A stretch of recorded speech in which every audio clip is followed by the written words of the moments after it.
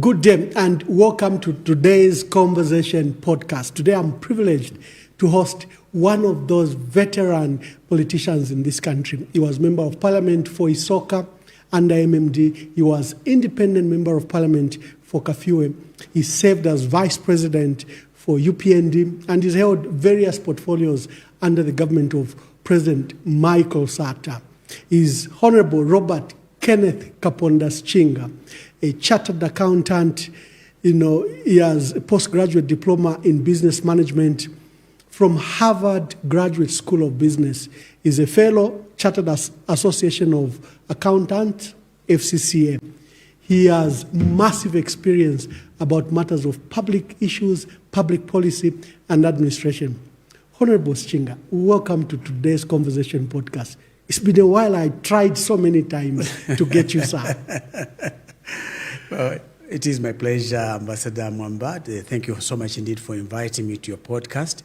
And I'm delighted to be here to join you. I hope we're going to have a very good conversation. But also to say congratulations to you for establishing this podcast, because I thought this has always been your calling. So you think so? I'm delighted to join you and for us to have a conversation about the things of our country and some of the things that pertain to my life. Thank you so much indeed for inviting me. Honorable Sichinga, the country has heard you offer various opinions on various national issues. They've seen you serve, I think, in the issues of our country, is either as an opposition MP, an opposition vice president. I would remember you for your national budgets that you would present when you were UPND vice president for economic affairs. Who is Bob Sichinga? Let's start from there. You are Robert Sichinga, but people affectionately call you yes, Bob. Yes, absolutely. Well, maybe we should clarify that first. Yeah. Many people misunderstand that Bob is a different person from Robert. Bob is just a short for Robert. Yeah. That's I think just for many people who may not know that. When somebody says Bob, is because they know you closely, they associate with you, they are intimate with you in terms of their knowledge. Yeah. So it's the same person. Okay. I don't know. I mean, I am Robert. That's my full name. My full names. My family names are Kaponda Sichinga. Okay. So our family line, our shall we say that our clan is called. If you hear somebody say Kaponda, it automatically means it's a Sichinga. Right? So all Sichingas are related. Kapondas. All Kapondas, yeah, they're related. All of them. Unlike you Bembas, you've got Mwamba and you've got Mlenga and so on. So in our case, if you hear Sichinga, it's the same. So Robert Kaponda Sichinga was born in Luapula, of all the places, at a place called Mberesh Mission. My dad was working as a clinician. My mom was working as a nurse. They had just been trained at Livingstonia in the then Nyasaland, because it was to be one country. It was the northeastern Rhodesia. So that was one of the big missionaries for the Scots missionaries. So that's where they were trained. My dad basically was brought up in that environment in Mafinga now, but at that time it was called Isoka, and my constituency in which I served is called Isoka East. But let's say that I come from Chief Muyombe, and the village where I was brought up is Muyombe, but I was born in Luapula, in Beresh Mission at Kabalenge, and my originating chief is Mwata Kazembe. Okay. So I am a son of the palace, if you want to call it that, because my father was honored, and so we are treated as children of the palace. Okay. So that's how it goes. So I grew up at Muyombe. My dad died when I was 8 years old. So I knew my dad. I remember him very well. Very stern person, very strong person, very hardworking individual. So he was one of the very first people in our area to own a vehicle. In 1950, he bought his first vehicle. And so he was fortunate that he left. He worked for 10 years, and he left and then set up businesses at Isoka Boma. Okay. At Isoka Boma. Okay. So, but he had these 6 shops. He was running around, and he sort of opened up the area in which we grew up. But maybe early, I went to primary school at Muyombe. I went up to standard 6, and then came the politics. In 1962, there was the Cha-Cha-Cha. I don't think you were born then, but Let's say that this Chachacha was the starting point for the, shall we say, the political activism of ANC and of UNIP in that particular area in 1962. So I was unfortunately kicked out of school because my family was involved in the politics. My mom was the secretary for the Women's League in the area. At that time, my dad had already died. Under UNIP, of course. There was just that. Mostly it was UNIP. My mom was taught by President Kaunda's mother. Oh, okay. Right, yes, Helen Kaunda. She's the one who was her teacher. She taught her to be a teacher first, and then afterwards she trained as a nurse. That's how she met my dad, and they married, and then they opened up Mwamba Clinic. This is 1941. And then we went to all sorts of places. We were in Chinsali at Lubwa with President Kaunda and their family, and my mom and Mrs. Kapwepwe were the ones that were organizing the wedding of President Kaunda. To receive a fellow, shall we say that, a fellow young lady that was coming into the Kaunda family. Then we went to Kasama. From Kasama, we went to Beresh Mission, which is in Wapula. That's where I was born. Okay. So that's the background of that. But partially during the short stay between my being kicked out of school in 1962. So you were punished for the activity of your mother? Of the family. In fact, my mom had her eardrum broken, and my brother was locked up for 3 years and served 3 years under UNIP because he was one of the, shall we say, security guys for President Kaunda. Okay, so our family was deeply involved in the politics of the time. So during that time, I was kicked out of school. I had to cross the border into then Nyasaland for my Form 1, from Standard 6, Form 1, and part of Form 2. And when we got independence in 1964, then it was organized that I come back home, which I did, and I went to Soka Secondary School from 1965 to 1968. And then I qualified to go to University of Zambia in 1969. So that's how it was. But I was looking to do accountancy. So at the time, when the University of Zambia was just starting, there was only natural sciences and a BA. Yeah. And I didn't want to do either one of them. My idea was to do medicine, but my grades were not as good in biology as I'd hoped that they would be. So I chose to do my second option, which was accountancy. So I started to do accountancy outside the University of Zambia. There was a private school that was established by the Industrial Development Corporation of Zambia, Indico, at the time. So they ran this special accountancy school. They recruited 50 of us, all right? And out of that 50, we were told, so whoever passes well, we'll send them to the United Kingdom to go and finish their studies, their further studies. And the first lot out of that group, there were 3 of us who managed to qualify, and I was one of the 3, and we went to UK in 1960. You remember the other 2? Yes, Honorable Hachpuka, Emmanuel Hachpuka. He was the other one. There was another colleague of ours, Charles Yolamo. Unfortunately, he deceased. So I joined in, and that's how I met my brother, Emmanuel Hachpuka, Honorable Hachpuka. We've been friends for 54 years. Yes, I can see that. So he's not really even a friend. He's my brother. That's your brother. brother. My brother. He's my brother. So that's how that happened. So we went to UK, 1971. And then we both finished at the same time. Charles did not manage to finish on time. We finished in 1974, so we took 3 years and finished our degrees. And then we flew back even before we knew our results because there was such a shortage of people. Yes, of skills in the country. Because just coming from secondary school, I went to Ministry of Finance in the Internal Audit Department.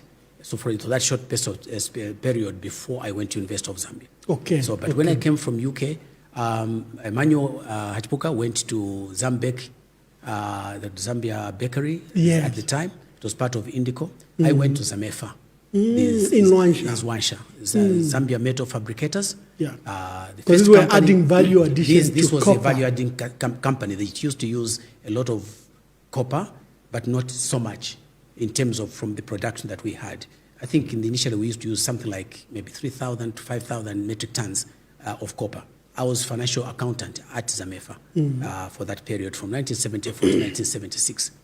So, and after that I left and I worked for a company called Chisbra Ponds, now part of Unilever So I worked for them for 2 years, and I left as company secretary and financial controller to join RCM, the Ron Consolidated Copper Mines, which was headed by Mr. David Piri.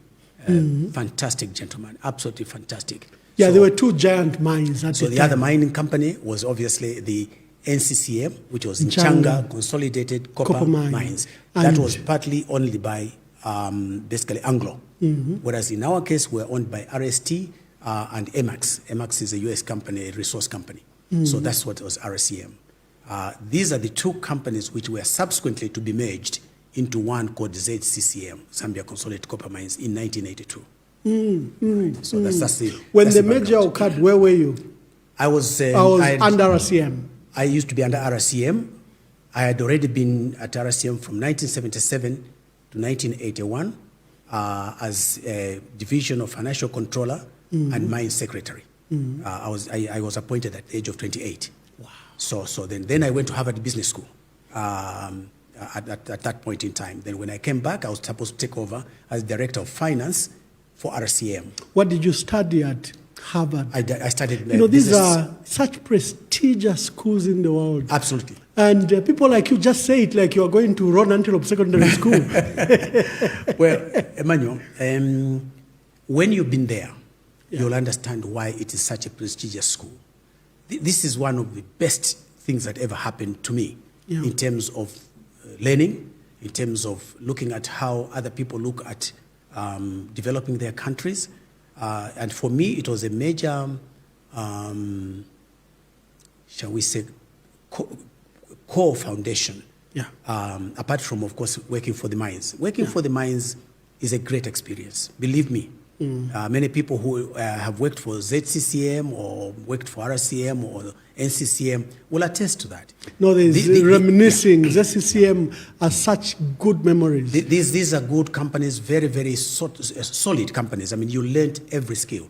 At Mufulira, just to give you an idea, at Mufulira, I was, as mine secretary and also as financial controller, I was in charge of the accounting, I was in charge of stores, I was in charge of the mine farm, I was in charge of the secretariat, I was in charge of mine police. I had 300 police officers under me. I had protective systems. We had to report on a monthly basis about accidents and so on and so forth.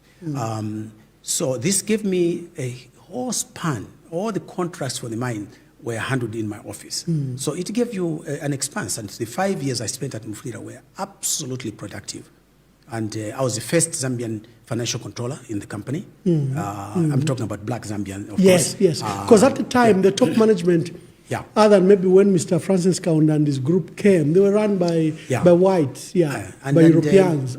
I will share with you, and maybe the viewers might be interested in this. I had gone to Mufulira mine already employed by RCM. The general manager then said to me, Bob Sichinga, I don't have a house for you here. I don't even have a car for you here. All right? So I think that we'll have to ask head office to provide those for you. And yet I had been transferred there. And this is one of the places where I learned the strength of a man like David Piri. David Piri was so livid that he flew from Lusaka to Mufulira. And it is not even, doesn't even have a tarmac landing. It's basically but they landed there. And he came and told them, I said, this is what's wrong with you whites, and so on and so forth. But he just put his foot down. He says, Bob is going to be the mine secretary, whether you like it or not. And I learned a lot. 2 people below me resigned, Mzungus, whites. Because they couldn't be supervised by a black man. They were not qualified, including the previous predecessor was not a qualified person. But because I was black, I needed to be more qualified than them. After a year at Mufulira, the general manager, Mr. Ian Blair, called me in and said, Robert, I want us to have a discussion about your performance here. And he said to me, your 1 year here has been just mind-boggling. It has been extremely good. Wow. So after he said what he said and said, grading is this, that, and the next, I said to him, Mr. Blair, can I ask you a question? He says, yes. I said, but you were not even prepared to give me a chance. Yeah. How did you know what I could perform? Yeah. You know what he said, and I have respect for him for that. He says, Bob, that's what prejudice is about. Yeah, correct. Okay? And I said, Mr. Blair, my mother's father was Scottish like you. I said, my mother's father was Scottish like you. So I don't know what you think I don't know. Right? And I had been a qualified guy. At that time, I was already an associate of the Association of Certified Accountants. So just to tell you the experience that one goes through, being the first, being pioneers, is always a very painful thing. And that was my experience at Mufulira. Harvard was an eye-opener to the world, right, in terms of how people feel, how people work, how these corporates, because to get into Harvard took a lot of effort, Emmanuel. It took a lot of effort, I can tell you that. And I stayed there. It's like you've been here 3 years. It's a fantastic university. And just the expanse and the depth of the knowledge that you are imparted with are just unbelievable. So I found that extremely helpful. And I came back to take over as Director of Finance. And I think I was very well prepared. And then, of course, as I said to you, came the merger of the two companies to form ZCCM. You accountants and financial controllers, that must be a nightmare. Two giants coming together. It was. To consolidate the books, to look at what they owe. Just speak to that. Yeah. Well, I think that this was a political decision. Yes, of course. Yeah. The reforms were being done at the top. But you are architects to implement such decisions. Exactly. You'll probably remember, maybe from your reading, you may remember this. From 1969 to 1971, President Kaunda and his team had decided they were going to go for economic reforms. In the economic reforms of the time, they decided they were going to nationalize mines. And as a consequence of that, both RCM and NCCM were owned by the government to the extent of almost 68%. Okay? This is very, very important in our discussions as we go along. This is critical. And it's part of the issues that we must discuss as a country in terms of how do we get the country out of this present situation, how should our mining policy be. And Emmanuel, I want to say this to you. Unless you've worked in the mines, you don't know. You can be president, you can be minister, you can be whatever you want to be. If you've never worked there, you are not qualified, and I repeat, not qualified to even start discussing it. Because until you've worked as a miner, you've gone underground, you've sweated there, you're put on your kampompo, and you have got your lamp in front, and you are wearing your underground suit, and you have come by the lift, and you know what it is, how hot it is there. Without air being blown into the mine, you have not. It's a shaft, simply a hole in the ground. You learn about stops. What is a stop? Why is a low loader? Why are we using a low loader here? How much does it cost? Until you've gone through that, until you've gone through the primary crushing underground, until you've gone to the crushing on the surface, until you've gone through the concentrator, until you've gone through the smelter. In our particular case in Mufulira, it was the only in Africa electric furnace that we're using. And it was drawing so much power at the time. And, went through that. You see how hot those miners, how hot it is where those miners work. Until you've gone to the refinery or the tank house where the copper is now finally refined to 99.96%, you don't know anything about the mines. You don't know what brings stability to the economy of the country. You have no idea. The policies of President Kaunda, I think, were segmented in three spaces. First, he dealt with the mining policy, I think the Mulungushi reforms. There were the material reforms. I can't remember the third form of reforms. Of course, it was the industrialization, which was partly done through the Industrial Development Corporation. Owning the shareholding in these various companies, Dunlop and many others like that, where there was shareholding. And other than shifting the ownership of these industries where we're buying shareholding, some were creating afresh.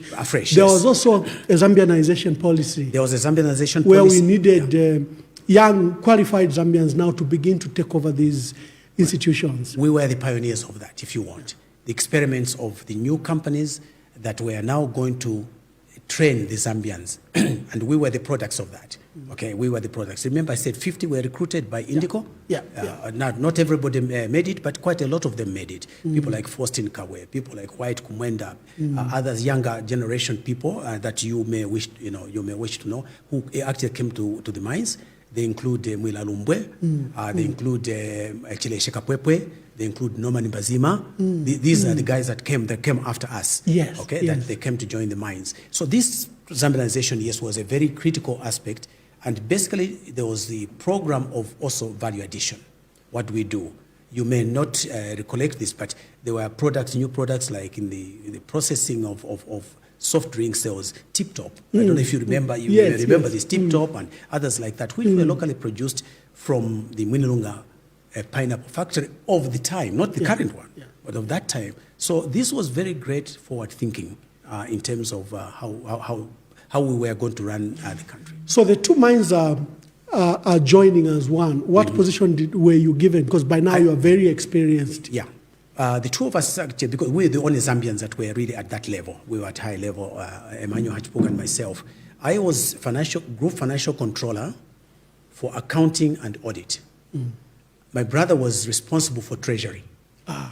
All right, so he looked after the monies and so on and so forth. And what used to happen at the time, the government would normally ask through the chairman and chief executive, Francis Kaunda, and say, if IMF were brought in and said, you must devalue. So the government would say, if we devalue, what happens? There were no laptops. So it was guys like us who had to use now the calculators. We had to use now our training, our technical know-how. How does this thing work out? So during that particular time, when the two companies were merged, remember this was now a pronouncement. It's a policy pronouncement. Now the technical details had to be worked out. I was involved, in fact, you talk about debt rescheduling. This is something I've gone through already. I went through that. What debt restructuring program did you go through? Right. What happened was that each of these mining companies, RCM and NCCM, each had its own debt. Okay? Some of it was from the same lenders. Okay. Some of it was from their customers. Parent companies. And some there's the shareholding. So these had to be merged. They had to be brought together. And the question was, how do you do it?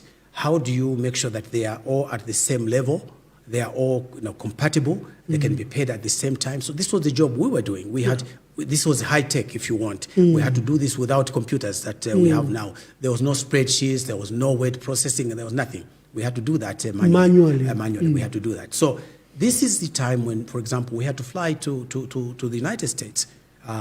Standard Chartered Merchant Bank, for example, where some of the people that were involved with. So each company had its own. So we had to bring this debt together, and we had to look at how do we reschedule this debt, how do we place this one this way and the other way to make sure that the company, the consolidated company now, was able to perform at optimum level and had sufficient capital gearing. Capital gearing means how you combine loan capital and share capital and equity, if you want to call it. So that's what I did. We went through all that. I mean, there was a time. ZCCM was a conglomerate. It was international. And international. Like Indeco, which was a group of companies. It was also which are locally based, but very highly acclaimed. Yes, highly acclaimed. And eventually, it was all run literally by Zambians. Yes, it was. It was. I mean, all of us. I mean, right from the top, right? There were, of course, technical individuals that were brought in. For instance, consultants on the mines. Somebody who specializes in the mining industry. For instance, in RSM, there was John Harper, who was a technical director. Then surprise, the late Honorable Alfeo Hambai was our commercial director in RCM. Oh, the former Minister of Commerce. The former Minister of Commerce and the former Minister of Education. Yes. He was our commercial director. Then there was a Mr. Mlenga, who was the company secretary. Of course, David Piro was our managing director. Most of it was young people that were involved, myself, Noni Manyungwi. And what was the role of the famous Mr. Francis Kaunda? He was, when the two companies were merged, one of them was picked, and that was Francis Kaunda, who came from NCCM, who had been managing director of NCCM, who was made chairman and chief executive of the consolidated company, the joint company. Ah, okay. All right? Okay. So you talked about this in terms of the, you were asking me about the, how that rescheduling had to be done, because you had to set this. It's now one company. Remember, how about the shareholding? You had to consolidate that. So all these things that are going on right now, and talking about debt rescheduling, the things that we've already done. They look mysterious. Yeah, it look mysterious. And so sometimes when we comment on it, people You're not think, commenting out of ignorance. No, we're not commenting out of ignorance. It's something that I have actually worked through, not somebody with a laptop somewhere else. No, I've gone through it myself. I know exactly how it's supposed to be done. All right, and I've worked below that. How is that? I mean, remember, ZCCM, Emmanuel, was not a small company. It had 56,000 employees. Wow. 56,000. And the stocks that we were handling in terms of equipment, spares of the equipment, were in the millions of dollars. Millions of dollars. Okay? Yeah. And that was at a time when the price of copper was barely sufficient to break even. Yeah. We were talking about $1,900 per metric ton. Today it's at 8,500.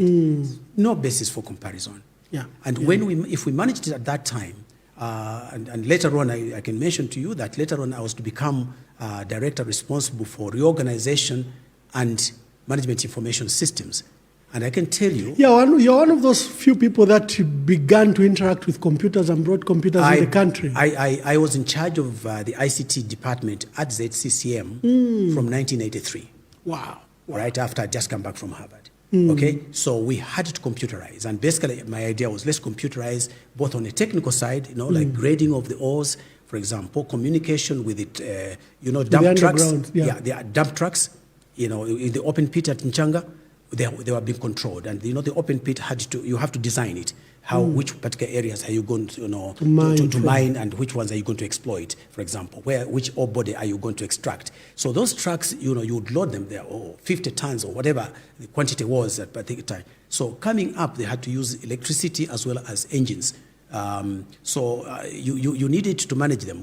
Which particular shovel will this truck go to? So I brought in from Hewlett-Packard. That's how I learned about Hewlett-Packard. I went to United States. We bought the first computers for that and several others. Yes. Okay, and then of course we introduced. We used to use IBM mainframes, 390s. Okay, which then had to be replaced by small. Were the most industrial computers at the time. They were. Yeah, they were. We had to buy a new computer called Hitachi.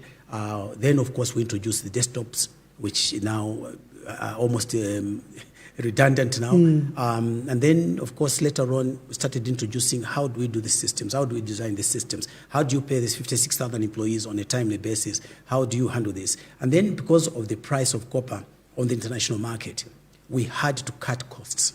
I was in charge of that. It was my job it was called not cost cutting, it was called performance improvement. All right, so that's what that was my last job, to look after that and also to consolidate the gains that we had had. And then you went to private sector. But on the mines, yes, the talk now, especially by young people, and even the current political leadership, they think that Zambians can't run mines.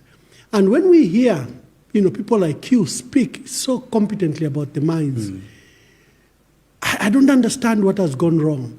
How first we lost the skills, I think it's due, to the later privatization programs or what we did with the mines. I think when we begin to discuss the presidents, you might give us highlights. Okay. But can Zambians run mines? I've been asked that question so many. Sometimes when we are conversing now, and I hope when this podcast is being shared, many people will say Zambians can't run the mines. But they've always been run by the mines, by the Zambians. The mines have been run by Zambians. Wow. Okay? We had a few expatriates. By comparison, a small number. Yes, there are specific areas where you may find a person has had experience elsewhere. Just to give you an idea. When I went to Harvard, one of the guys that was my classmate was a guy from Codeco. Right? He was a director. He was a technical director at Codeco. Because Peru, Chile, and Zambia were the major producers of copper in the world. Absolutely. And Codeco came here to buy out ZCCM. Shocking. Yeah. Right? So just to give you the particular idea, the issues of management, whether you are talking about Mutondo House in Kitwe, whether you are talking about Mpelembe House in Ndola, which was for RCM, it was being run by Zambians.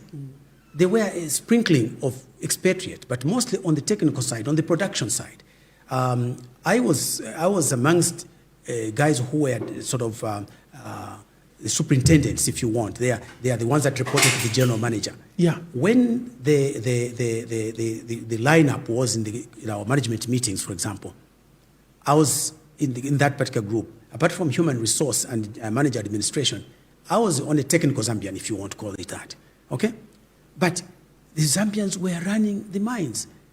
The Kalusha warriors of this world were a product of the policies of the mines, promoting corporate social responsibility, running Mufulira Wanderers and so on and so forth. We had the strongest sports teams. Zumunjovu and so on and so on. That's where it from came soccer to tennis everything. To basketball you to can say that. Swimming. Yeah. So it came from there. Okay? We had hospitals. We had doctors trained. We had nursing schools at Mufulira, at Wansha, okay, at Kitwe. All these were mine-owned. So when people talk about the Zambians not being able to run, it's deliberate. And part of it also is that our leaders who have come subsequently, they themselves have never worked on the mines. They have no idea what takes place on the mines. Let me be very frank so with it you. looks strange to them. So to them, it's like nobody else apart from expatriates. To the contrary, I share it. And look, I left ZCCM a long time ago. I left in 1986. Yeah. At that time, we had Zambians running these institutions. The guys that were running computers, for example, were young people, Chris Yumbe, and Jeff Handia, and Henry, what's his other name? But these were guys that were doing the software development. They were doing coding. They were using, obviously, at that time, there was normally COBOL and other languages like that. Obviously, this changed with time, with Windows and so on and so forth. But what I'm saying is these guys were writing code. Writing code, I'm not talking about running the computers to make sure that, yes, it was not real-time online, but we were running. It was batching systems and so on and so forth. I went with these guys, fantastic guys, really knowledgeable. I mean, take guys like Jeff Handia, really smart guys, okay? So the Zambians were running the mines. Not only that, on the technical side, let me share this with you. Mr. Emmanuel, your namesake, all right, Mutati. Felix Mutati. Oh, Emmanuel, the elder brother. The elder brother to Felix, okay? He was at Mufulira, mining engineer. All right? A number of them that worked there, Hanson Sindowe, for example, yes. Right? He later on went to CEC. CEC, yes. He was a mechanical engineer at Mufulira. And then, of course, there were several others that were with us at Mufulira. And you have demonstrated that we had capacity. We have had capacity. The decisions that, for example, ran down or made the mines begin to make losses other than the poor price on the market, copper price on the market, were literally political decisions. They were political decisions, because yes. ZCCM was like the egg for this country. Yes. The entire development of our country, the roads, yes. the schools, the hospital, were built on the back of the work you were doing, the profits you were making. Yes, absolutely. You see, we will come to this, I hope, when we discuss the economy. You see, the issue of saying Zambians can't run the mines, therefore, we must ask other people to come and run it for us, was actually imposed on us by none other than the World Bank and the IMF. Why? Because they are the instruments of the West. The West wanted to have access to the mines. Yeah. Okay? Why? Zambia has one of the biggest ore bodies in the world, together with Congo. We share the ore body. Yeah. Okay? In Zambia, now we are saying Solwezi. On the Congolese side, they say Kolwezi. Correct. It's the same place, same ore body. You're talking about, for example, Lubumbashi. Around Lubumbashi are mines, just like around Chingola or Mufulira, as the case might be. Okay? That ore body actually runs all the way from Wapula. Okay, it starts from there, crosses underneath the Luapula River and right into Congo, goes all the way down to Solwezi. Okay, there were outposts, for example, Kalengwa mine. Yeah. Kalengwa mine was almost everything that there was in that mine, which was an open pit. It was almost all of it was like 50-60% copper. Wow. Right? So you mined, wherever you mined, it was copper throughout. So what am I saying to you? What I'm saying to you is that body is a shared body. Our own people, the Africans that were here, they already knew it was there. They were mining. The mining methods were different, of course, because it was rudimentary. All right? And so we need to appreciate the fact that it was not something that was new to the people that had been working the mines, because the main body that was looked after the mines were the Zambians that understood what was taking place. Now, if you let that ore body be taken over, all right, because by foreigners, where does the foreign exchange that you earn from it, which you use for your development, go? Yeah, to go to the private owners. Because it goes to the owners. Who are the owners in this case? The foreign investors. KCM, the Vedantas of this world, and who are the other ones? FQM, all right, who are the others? So many others in Northwest. Barrick Gold, and so on and so forth. They are the owners. You think they are coming here to develop Zambia? No, not at all. What a misconception. And what lack of wisdom on our part. Where is our strategy? What do we want out of nationalization? The mine started as private. Then, through the economic reforms by Dr. Kaunda, became almost nationalized. Although we bought shares, we didn't nationalize per se. We bought and paid. We bought shares, yes, we did. We bought and paid for them. And then after 1991, we have sold them to various investors. Yes. Learning in hindsight, what did Peru, what did Chile do? Chile did completely differently. Okay? And I want to say this to the viewers, and I hope that our current government of HH will probably watch this podcast. What they're doing is a mistake. When you take your family jewels and give them away, where does Vedanta mine? It mines in Zambia. Who owns the ore body? This is the Zambian government. You own the ore body. They cannot come here unless there's an ore body to mine. Correct. Why are you giving away everything? Why not say to them, we are going to have a partnership with you.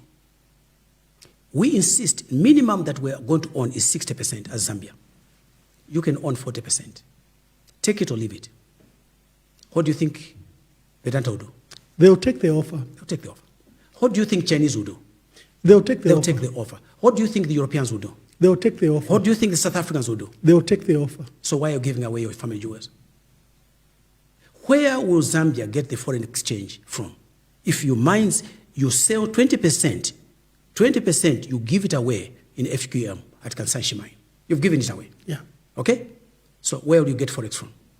And the other large-scale mines, all right, Lumwana and Sentinel, we have no shares. You have no shares at all. And even that, the 20% is not enough. Because in business, and that's my training, Mwamba, I've been in this business for 55 years. 55. Okay? I'm 75 now. So I can tell you what takes place there. The shareholder calls a tune. Correct. And the majority shareholder has the final say. They may pretend to listen to you. And I've been through this so many times. I was on the board of ZCCM. I was on so many subsidiary companies there. I can tell you, I'm talking from personal experience, not somebody teaching me. No. So those that I've said to you, those that have never worked on the mines, do not have this level of understanding. They don't have this depth, or shall we say in-depth understanding of what takes place. It's not just about economics. It's not just about business. It's not just about saying we want investors. I, as Minister of Commerce, Trade and Industry under Mr. Sata, I was the one selling Zambia. Okay? But what you're looking for is a partnership. It better be a partnership that benefits you. Now, not tokenism. Not tokenism. Let me share this with you. Do you know that under RCM and NCCM, we used to make gold at Ndola Copper Refinery from the... Because the byproduct of copper is always gold. They are remnants. I mean, I was at Mufulira mine, and we used to send the slimes. You know what the slimes are? At the bottom of the tank house, the droppings that are coming from the impurities and so on and so forth, they settle at the bottom. So you drain those, and then you process them further, and that's how you get the gold, your silver, palladium. This is what was being used, and the gold was going to Bank of Zambia. Now, as I'm talking to you even right at the now, time? Yes, that's what the Ndola Copper Refinery was. It was amongst the first ones to produce gold. We had gold going into our central bank. How could the currency be weak if you've got gold in you? Right now, all these mining companies, they get gold. If they don't actually process it, it is already in the blister copper. It's already there. If they send it to China, what do you think Chinese will do? They'll smelt it down and do what? Take the gold out. In fact, that's why they prefer to take blister, blister the lamps, copper. you know, the those lamps, lamps, that's blister, like ukwa bags. Yeah, you that's see trucks and trucks, and people ask, you can't smelt. We are exporting our children's jobs. How stupid can we be? How foolish can we be that we can give away the family jewels? We had a company here called Memaco, Metal Marketing Corporation, which was selling on behalf of the government. Now, you give it to the individual mines. What do you think they will do? They'll take their subsidiary companies, and the subsidiary companies will sell for you. They say it's going to Switzerland. Not a ton goes to Switzerland. Not one.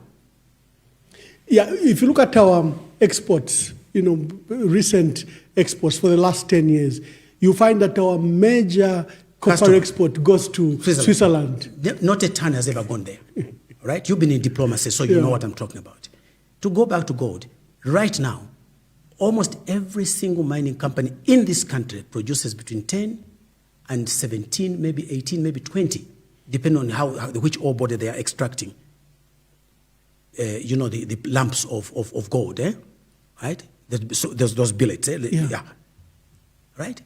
You know how much an ounce of that is going for now? $2,000, an ounce. And then there are grams inside. Why are we poor? Because we choose to be poor. Because we make the wrong decisions. We make the wrong choices. Was the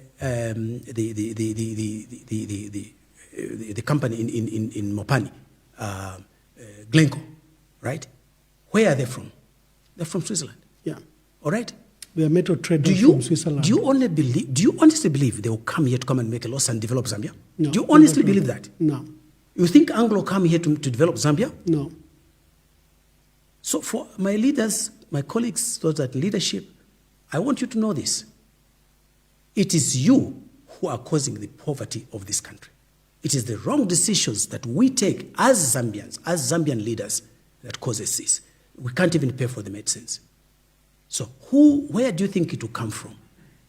We are going back to the foreign countries, and with cup in hand, we've got a disaster. Help us. But you've got it here. It's in your ground. That's a blessing from God. Why would you do that? How unwise can you be? I'll come to that. You transition from ZCCM, you go into the private sector. Yeah. I think you're one of the few that were doing business under Dr. Kaunda in private sector. But something momentous occurs in 1990-91. There's a call for multipartyism in this country. There's a wind of change. Right. The Soviet Union is collapsing. Ceausescu has been killed in Poland. And this wind, apparently Zambia is among the first in Africa to go multipartyism. Just what was your role? I got involved in politics. I'm not a politician. Okay, I'm an accountant, right? I'm an economics student. I am a management person. While working for the mines, one of the statements that President Kaunda had said about technocrats was, "You armchair critics." I think those were his words. not yes, same, Dr. Kaunda, because you, the educated ones, who he had actually educated, now became vocal. Yeah.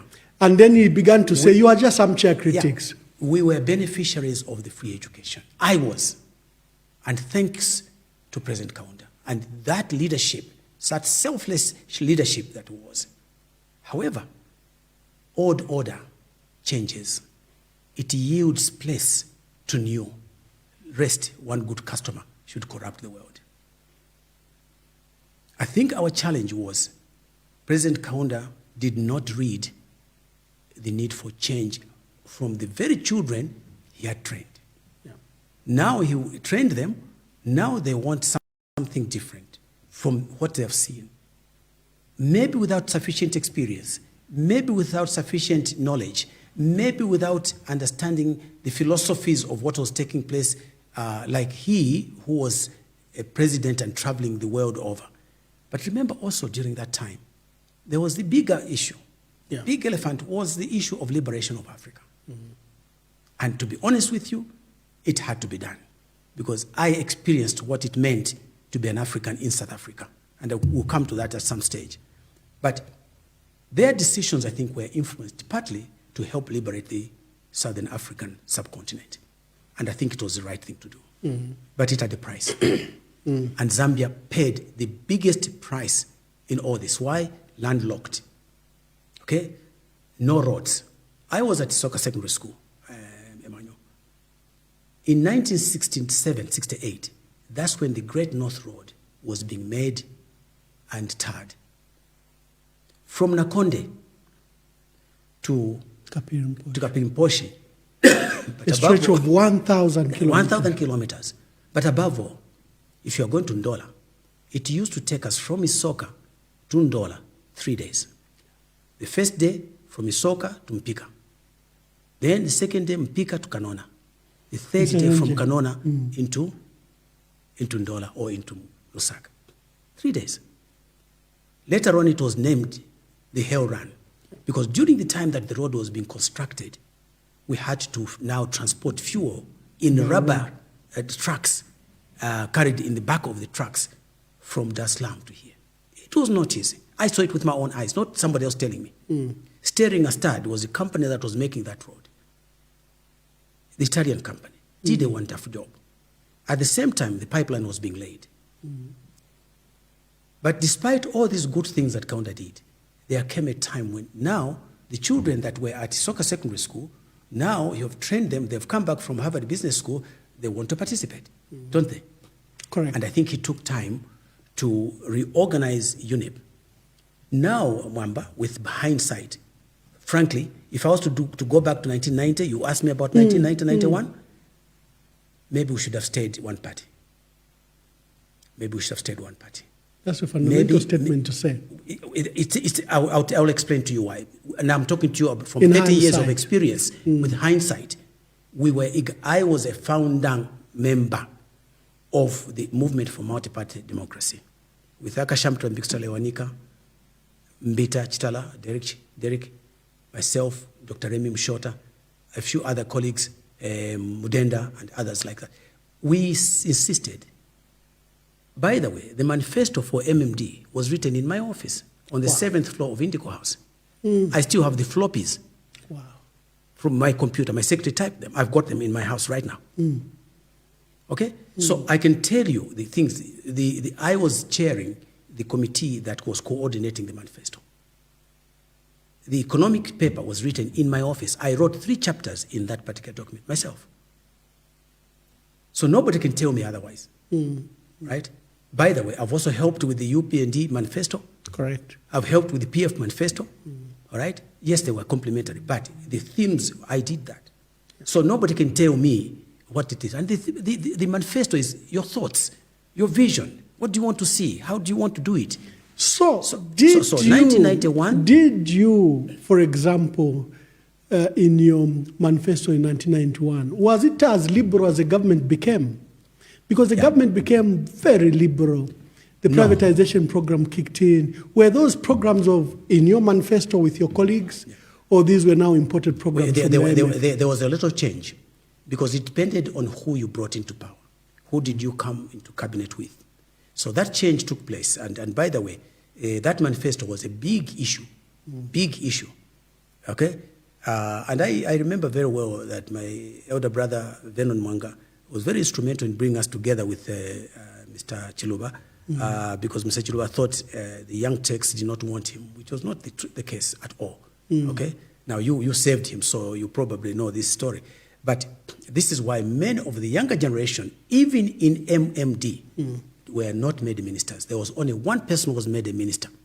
And that was correct. The think tanks. Yeah. We were left out completely. So what happened? When you do that, what do? You dilute the essence of your vision. The implementation. That's exactly what happened. And they were not even put necessarily in the implementation. Some were.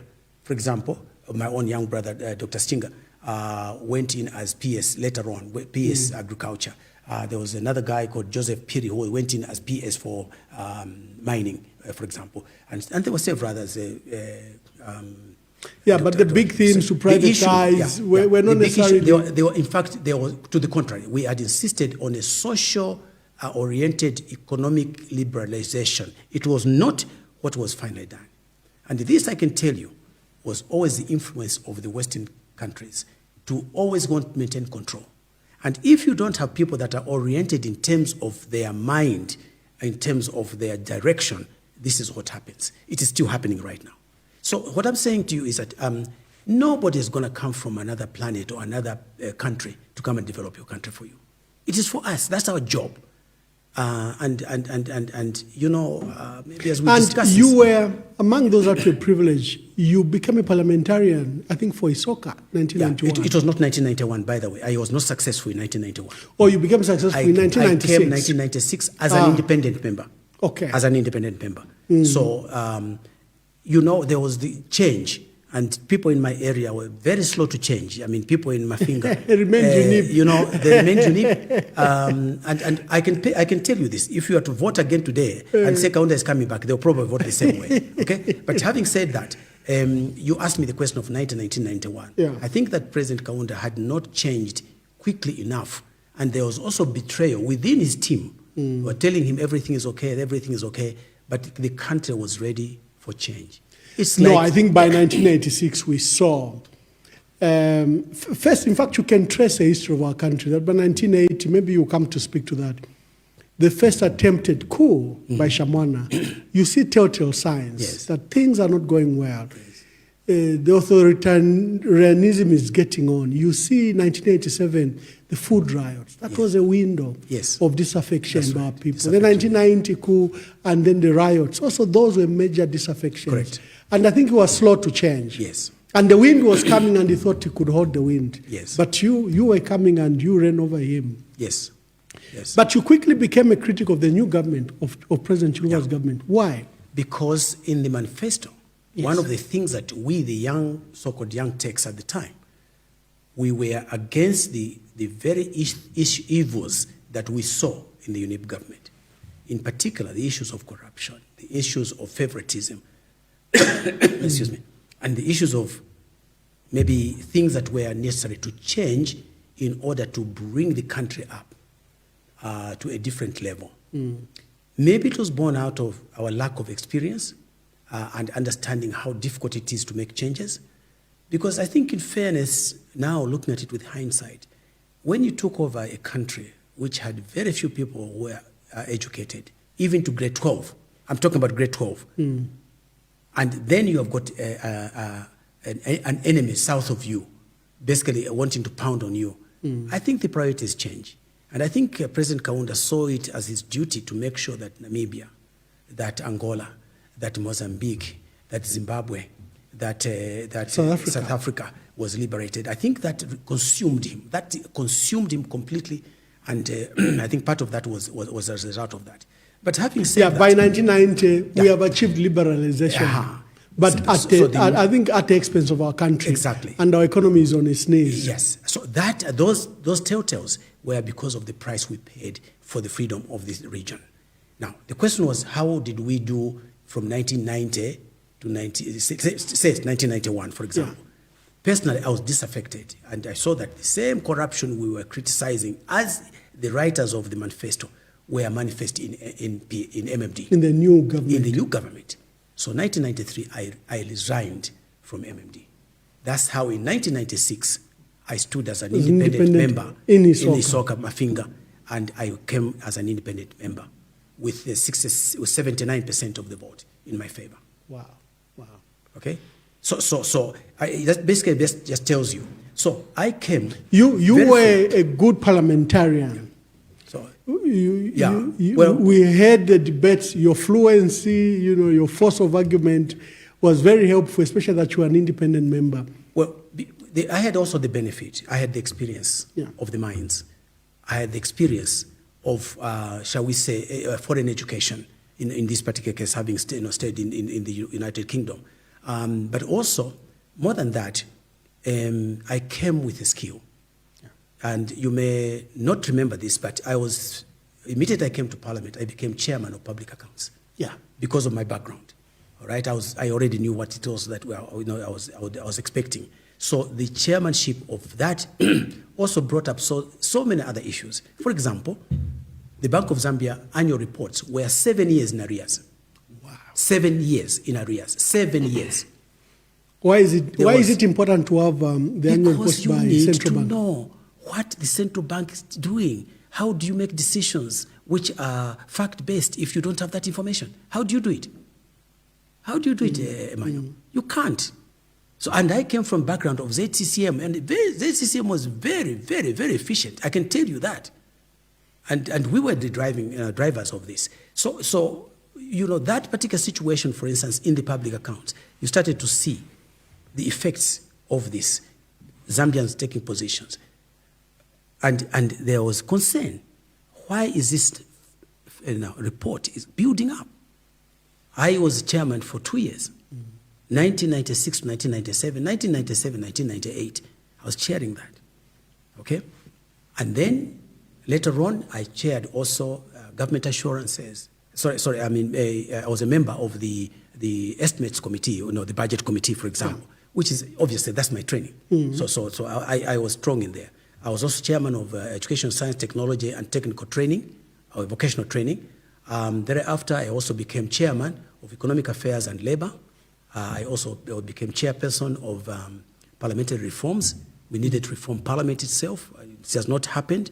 And this is how, for example, when I was vice president of UPND in 2003, I produced that alternative budget because I knew what needed to be included in the budget. I knew what the vision should be. And I was basically giving out the vision of the UPND at the time. And this was in consonance with our ailing president at the time, President Mazoka, who I saved. So let's come to that. You are an independent MP for Isoka. Yeah. UPND is formed in 1998 by President Anderson Mazoka. Probably you had met him in the industry. We already knew each other. Yeah. Yes. Did you join him immediately in 1998 or you joined him later? No, I joined him later. We speak to that. He came to me because he knew we live in the same area in New Kasama. So he came to me and says, Bob, I would like you to join my party. I said, no, I'm not joining your Tonga party. Why did you call it the Tonga party? Well, because I felt that the way it was done was basically based on a tribal calling. So, and I was teasing him because he was. Of course, you were friends. We were friends. So, because he was an excellent man. I mean, Mazoka is a president we never had. I'll tell you that straight away. Great guy, great engineer, by the way. So that is now, he says, Bob, it's going to remain a Tonga party for as long as people like you don't join it. And he challenged me again. He touched me in the wrong place like Kaunda did. Yeah. So I said, okay, in that case, we shall see. But what led me to finally, I worked with him for 1 year. Providing consultants. Yeah, in the background. He was extremely raw. At politics. At politics. But remember I told you about my brother, Emmanuel.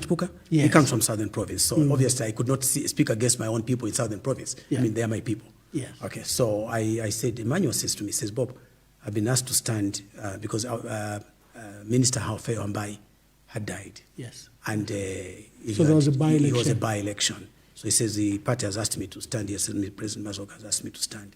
What do you think? What constituency did Emmanuel have? Mbabala. Mbabala, yes. In Mapans and the other places. So I said, Mwana, I don't know. Then the next thing, he drives to Mbabala. I come to Friday, and now I can disclose this. I come to Friday, I get my sitting allowance. Emmanuel has gone. I can't leave my friend alone. I'm going to go. So I went there. I said, look, Emmanuel, I cannot go in the campaign with you, but I'll help you with your agents. I'll train them and what to look out for and so on and so forth. So in the final analysis, Mr. Mazoka now saw the opportunity. He says, hey, now I'm going to get him in because his best friend. His friend is there. Yeah. So the next thing is that he says to me, Bob, you're staying. You're not going anywhere. You're going to be my vice. Wow. So that's how in that particular period in 2001, I was kicked out of 2001 early part. I was kicked out of Parliament. So he was doing campaign. And Mr. Sata was the one who was saying, Bob Sichinga is a UPND member. His card number such and such, and he was telling lies. and I dare say. So anyway, that happened, and they kicked us out. And then yeah, at that stage, they assumed you had crossed the floor. Yeah, but I had not done that. But at that particular time, there was something else that happened. President, your president, Mr. Chiluba, did not call Parliament. For a whole period, he had new deputy presidents and so on and so forth, and the 22, remember, had left government, and that shook his government. There was an impeachment motion on the table. Absolutely. So there was that particular situation. So the thing was very shaky. Fluid, anyway, yeah. So we ended up with a by-election in Mafinga, in Isoka East, on the 6th of September. Just before elections. Just before elections. Yes, I remember that. It was to punish me, okay, and so on and so forth. Anyway, we came the elections, and at that time, I had, because of I did not succeed in my finger at that time because the MMD government had put 34 deputy ministers in my constituency, each with a vehicle and cash to buy out people. No, it was good to kill a giant like you. Yeah, that's what they said. Well, all right. So I lost by 13 votes. Wow. Supposedly, 13 votes. So that happened, and then Mazoka, I then said to Mazoka, I'm not standing. I'll help you, but I'm not standing. Unbeknown to me, he went to Kafue and says, I think you should look at other people. Okay. And then I'm called at midnight. People want you in Kafue. So I went to Kafue. And when I got there, they said to me, Vice President, we want you to tell us about yourself. So I thought, Vice President of the party and so on and so forth. That's what the people are looking for. So I explained myself, and this is who I am, and this is where I'm coming from.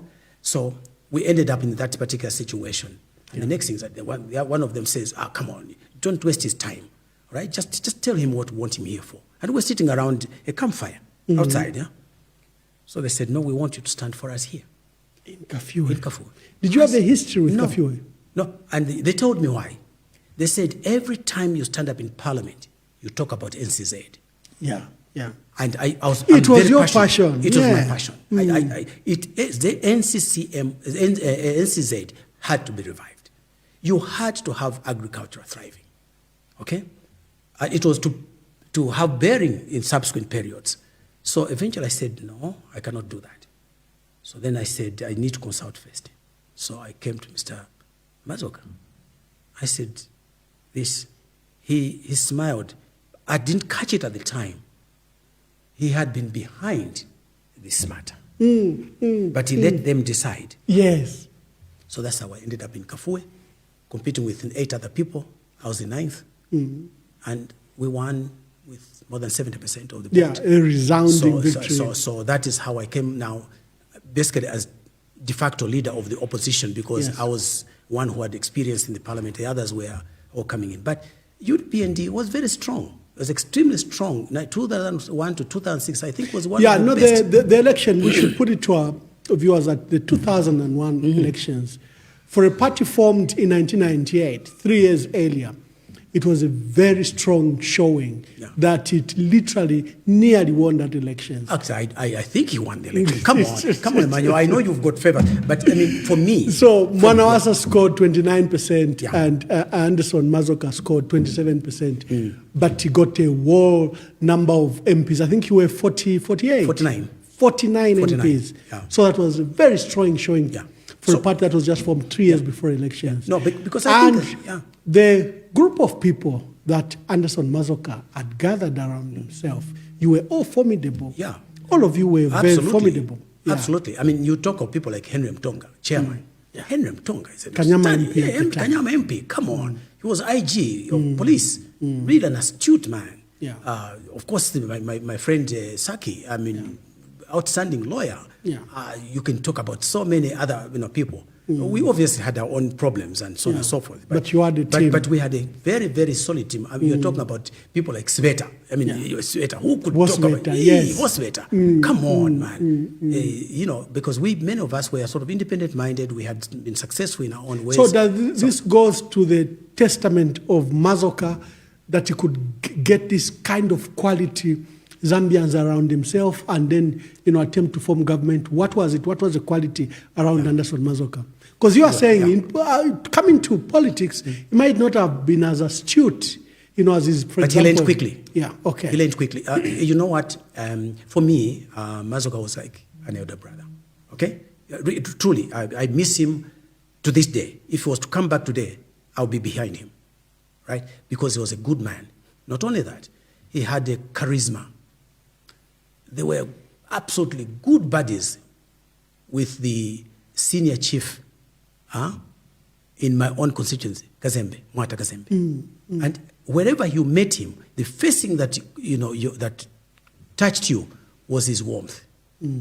Fantastic guy, and I mean fantastic. That's a president we never had, to be honest with you. And I'm certain that 2001 he won that election.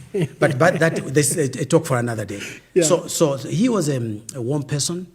We went through training him in terms of, for instance, he would say, public speaking. Others would say, let's show him about his qualifications. I said, no, let him tell his story about his grandmother in the village. That touches Zambians. In Monze. All right? Let's talk about that. Let's talk about how he sat with his grandmother outside in the moon. Let's tell that story. So he related to the people. He was very warm. And I do miss him. Really, I do. You become vice president of the party. Vice president. You are a parliamentarian. Yes. Under curfew. We expected you to be leader of the opposition, but I think it was taken by your brother. No, it was not. There was no leader. It was not that we were not recognized. I was de facto in the parliament. Oh, okay. At the time we hadn't recognized. Yes. It was not recognized by Mwamba, but I think it was wrong. He should have recognized it, but he didn't. And this is one of the things that we wanted to reform when I was chairing the reform committee. But maybe there's the other issue. Oh, the issue was that you didn't score the 1/3. What was the issue? I think they used some excuse. There was no legal requirement. Yes, just recognizing a bigger group in parliament. That's what we normally 49 do, MPs. which was the 49 MP. But having said that, I mean, you talk about this. I think you're referring to the latter situation where there was a breakup of the party. Yeah. So I was coming to that. Yeah. As a vice president, we see you present the budget. I think as in charge of economics, you did very well as UPND vice president of the opposition. But there's a momentous occasion in 2006. Yes. I think President Mazoka is ailing. I think the matter was not handled well from us, members of the public, because the matter erupted in the media. That resulted, later we lost him. Just speak to that period, because it's momentous in your life as Vice President of UPND. Let me put it this way. I'll probably say this for the first time on public media. When President Mazoka was poisoned, and hospitalized. You are using a very strong term. He was poisoned. There's no debate on the matter. I have evidence, but it's not for this media. I went to Johannesburg twice. The first time, he was basically in a coma. All right? He was in a coma. That caused me to go the second time. And this time, he was able to open his eyes. we managed to walk out and we sat outside and we chatted, I felt more confident that he would recover. But he had become weakened by that. And the elections were coming in 2006. And in 2003, I published the alternative budget. The first alternative budget. The first alternative, and the only, by the way. And we were supposed to be rotating with my colleague, Sakwiwa Squatter, who was in charge of administration. I said, let me concentrate on the economics, you handle the party. Okay, that's how it was. So I did not sort of like exchange with him. I concentrated on the economics because I felt that that was a big thing for us. And when President Mazoka came back, he was kept on going for reviews. And he asked me at some of the meetings we were having subsequently, including the Mapatizia one. He said to me, he says, Bob, I want you to talk to the various issues because my legs can't handle me for long. So he would give me that opportunity. And arising from there, people thought I was usurping his leadership. Okay? You're taking limelight, or you were that was presenting yourself as alternative leader. He was instructing me. Okay. And I couldn't go to the public and say, the president has instructed me to do that. Okay? And then I suggested that maybe as we prepared for 2006, we should recognize the weakness and the challenge that it was presenting to our president. My view was that he should have moved now to have to chairmanship until he recovered, because we were not giving him space even to recuperate. There was none. You threw him straight into campaigns. And in the campaigns, Emmanuel, I could feel pain for him, right? He was not this man I knew before. And I said, we're killing this man. For me... With the stress of work. For me, I preferred him alive and not being our president than him dead while he's our president. That was my position. Okay? And so that clearly was misunderstood. It was misunderstood. Yeah. And if only they knew how much I loved Mazoka and how much I love him to this day, I don't think that would have arisen. And I was threatened, we'll burn you in your car and we'll put petrol in the car. And I said, well, this is not good enough. That's how I left UPND. While you were vice president, were you at any time introduced, for example, to President Hakainde Hichilema, who to the members of the public just emerged after his demise and then was voted into? No, he did not just emerge after the demise. No, for us. For the public, all right. Yes, I was. Okay. In fact, it was President Mazoka who actually used to send me to him. Oh, okay. Yeah, he used to send me to him and say, whenever he had some important message or something that he wanted to be done, or check the guys if they've got some change for fuel or something like that, he would send me. So I knew President HH even before. Okay. He was not involved with the politics. But he was not. But he was known to Mr. Mazoka very closely. Okay. Right. And I think in fairness to President Mazoka, it was not President Mazoka who said it should be HH. Okay? Yeah. That was actually the Southern Province who said we must replace him with another Tonga. In fact, President Mazoka was very strict about the balance of the control of UPND. We had 45 members of the management committee. There were 5 from each province, the 9 provinces. That's how it was constituted. Wow. Right? And that's how strict he was about he was very, very strict. You know, sometimes our brothers would say, Chichesu. He says, no, it is not in Chichesu, it's for all of us. So he was very, very strict about that. So, as you know, I'm from Northeast, and Sakwiwa is from West, and Tonga is from the East, and so on and so. So from that point of view, I think it was a very good balance. He was very, very strict about it, extremely strict. Even the NEC, it was the same thing. But I think the thing arose when now Mazoka finally, as I feared, dies just before the elections. Yeah. What do you do? So the Southern Province Committee are the ones who instigated this and said it must be him, helped by those that were looking for positions and so on and so on. By that time, would you know who identified? I think that's for a conversation for another day. Okay. But suffices to say, that it was, let me just say, the committee of Southern Province, because every province had its own committee. I was in charge, for example, for Luapula and Northern, right? And Northern at that time, there was no Mchinga, remember? There was no Mchinga. So basically by that time, I had excused myself and I had resigned because of the threats on my life, all right? By the time Mazoka was dying, in fact, I had already left the party. Together with Mr. Henry Mtonga. We had left at the same time because of the infighting that started to happen within the party. Okay? Before even HH's issues came about. Okay. All right? Okay. Thanks for the clarification. Yeah. You don't return as MP, I think 2006 to 2011. Yes, right. You go back to your private practice. Yes. We see you emerge as towards the end of 2011. Yes. With President Michael Sata. Just speak to that. In 2006, when the party of UPND split. Fractured, yeah. There was UAP formed, which was headed by my brother Scotta. When we were very close, because it was 2 months to go before election, so Mr. Sata came and said, you guys, can we work together? So you take Southern Province, take Western Province, take Northwestern Province. We'll concentrate on the Northern Zone. After that, I did not like the way the campaign was conducted myself. I was asked to go and stand in Isoka. I didn't think that was the right thing for me to do in Isoka West. Subsequently, when I came back to report the results of the 2006 election, Mr. Sata's reaction for me was disrespectful to me. All right? It was very disrespectful to me. So I simply, when the way he reacted, I just turned. Why? What was you offended about?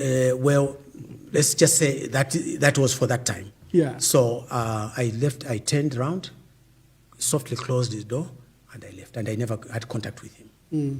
And 2009, he calls me up. Hey, Bob, he had this thing because we were neighbors in Kabulonga. So, we knew each other before. Oh, Bob, do you know that your son is coming to my house? What? Yeah. So, I had been briefed by the mother. So I said, what's happening? My third-born son. Yes. Oh, my third-born son has gone into Mr. Sata's household. He's looking for a girl. My God. He says, look, just do this. Go and get me a boss suit. And the issue is settled. You know how Mr. Sata was. It's 2009. 2010. I tried to persuade my son, come on,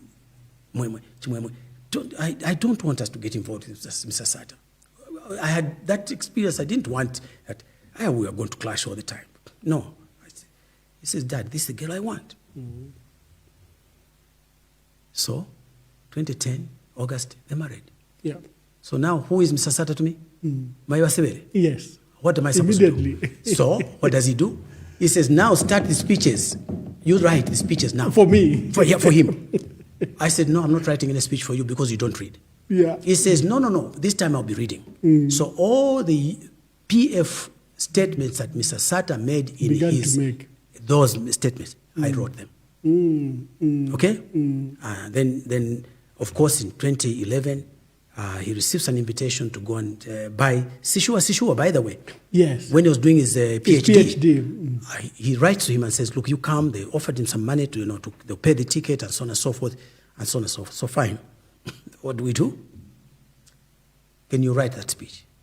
It took me 3 weeks to write that speech. Wow. All right? For his paper to be presented at Oxford. To go and present at Oxford. So I said to him, well, look, make use of this as your platform to the international community. Let's get this sorted out. The manifesto will be like this, like this, like this. Your legacy should be infrastructure. Wow. Until you do the economic infrastructure, you have no economy. Fortunately, he allowed me a lot of latitude. A lot of room, yes. Yeah. The only speech I never wrote was the one for Western Province, but all the other provinces, I wrote the speech. And when time came, I think, this I don't know for a fact, I think he asked somebody, because he says, I want to go with Sichinga. to Oxford. It was myself and Dr. Mutukwa. Yeah. All right. Mebelo Mutukwa, yes. Mebelo Mutukwa, because he was going to marry his son off. So this one person said, I think that he needs somebody with more political acumen. So that's how I was offered a ticket, and we traveled to Oxford. We had 3 days. I then finalized, I polished up that document. We were with George. George Chela. George Chela. I said, George, this speech, you will print it the way it is. No changes to it. So then we sat down. I went to Mr. Sata. I sat with him. I said, this is the idea. This is what we're trying to say. This is what you should say. If you have any difficulties with it, just say, I've got my team right here in front of you. Guys, they will give you the details. Yeah. So we finally went to Oxford. I said, but you had to write the speech. You had to indicate at this stage, sir, you can make a joke here, you can do this here. So you had, I mean, you are a journalist, you are So I did that, and that morning he didn't like it at Oxford because he was sleeping on a small bed. He just didn't like it. Bob, we must go back to London this afternoon. No. So anyway, I said, this is your final copy. I went to him at 12. Final version. If you want to change anything, change it now. If you're uncomfortable with it, you tell me now, so that we can make adjustments. And you persuaded him to the discipline to read the speech. I said, I put notes, pause, do this. And that's what I did with that speech. So finally, he did a very good job. Yes, he did. He did a very good job. He spoke to it, he joked about it, and we were sitting right in front of him. I was worried about him digressing too much. So finally, I said to George, I said, George, as he gives his speech, send it to the Post. Back home. Okay? That's how that was done. Wonderful. I hope I'm not disclosing secrets. But No. Yeah, this is a conversation, and we give insights to our people. All right. Just what happens in this statecraft. So he was very happy. And the London group was very, very supportive. So I was his economics guy. I was his advisor on economics. In fact, in that election, Rupiah Banda is a very strong candidate. The economy has done some recovery. Yes. Debt has been written off. Is deemed as a candidate literally now for China, because China is making forays. Yes. And surprisingly, Mr. Sata is deemed as a West candidate. Yes. As a candidate for the West. Yeah. You see what I mean? Yeah. While Rupiah Banda is deemed as a candidate for the East. Yes. Okay. So in your speech, because you knew the audience you were speaking to, how did you balance those issues? Well, I must say to you that there was a whole team. People like Edgar Ngoma, people like KBF and so on and so on. It was a team that we had. Okay. But Mr. Sata said to me, you are not standing. He said, you're not standing, you're going to run my campaign. Wow. So I became his campaign manager. Technical. Yes. Not the platforms. Technical things that saw with the issues of, the mantras, for example, right? More jobs, lower taxes, more money in your pocket. That was ours. Okay, all right. You, KBF, and others. That's right. That's what we did. And Charlie Muvanga. Okay, Charlie Six, as they call him. Yeah, that's right. So we did that. So basically, I was the guy. We started meeting at my office in Showgrounds, but after that, we moved to KBF because we had to have to attend to law issues and so on and so forth. So it was a group thing, and we did. I think we did a good job of it. And elections are won. No, just to hold, because I think you have asked an important question. Why was it possible that Mr. Sata could be able to beat a person who was more popular? One, a lot of the mistakes were made by Banda himself. And Sata spoke to the people. Yeah. He spoke to the grassroots. Banda did not. Banda was offering money. Okay? And so on and so on. So we realized that we didn't have the money. So, for example, we had to scrounge around for money to an aircraft to go somewhere to go and fetch him. For instance, my friend Panji Kaonda and myself, we got stuck in Chadiza, in Chama, for example, no fuel. We didn't have any fuel. So we did that, and so we needed satellite phones, for communicating, PVT and so on. We organized all that. It was very well done, and we mastered what needed to be done, and we campaigned against the very things I know, like Mr. Banda had sweets on the trees and so on and so forth. Sweets and flags. Flags. So I think that's part of it. He did not The speak Don't to the people. Kubeba rose because Don't he had Kubeba. money, you didn't. Yeah, we don't. So that's So what you said, had to what is- scandalize the money. We said, don't Kubeba, just collect the money. That's what we said. No, it was not a scandalization. We said, collect, but don't tell anyone. Yeah, That's the yeah, Don't Kubeba. yeah. That's what that was the mantra that came about. So I think that was, we want us to attribute that to the others. And then I wrote the inaugural speech.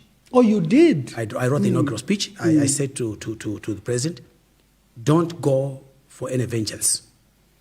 We need to unite the country.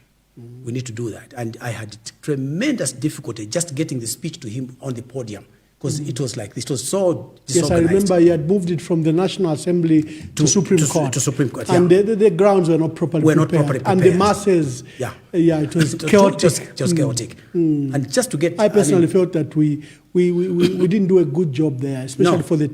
for the civil service. Yeah.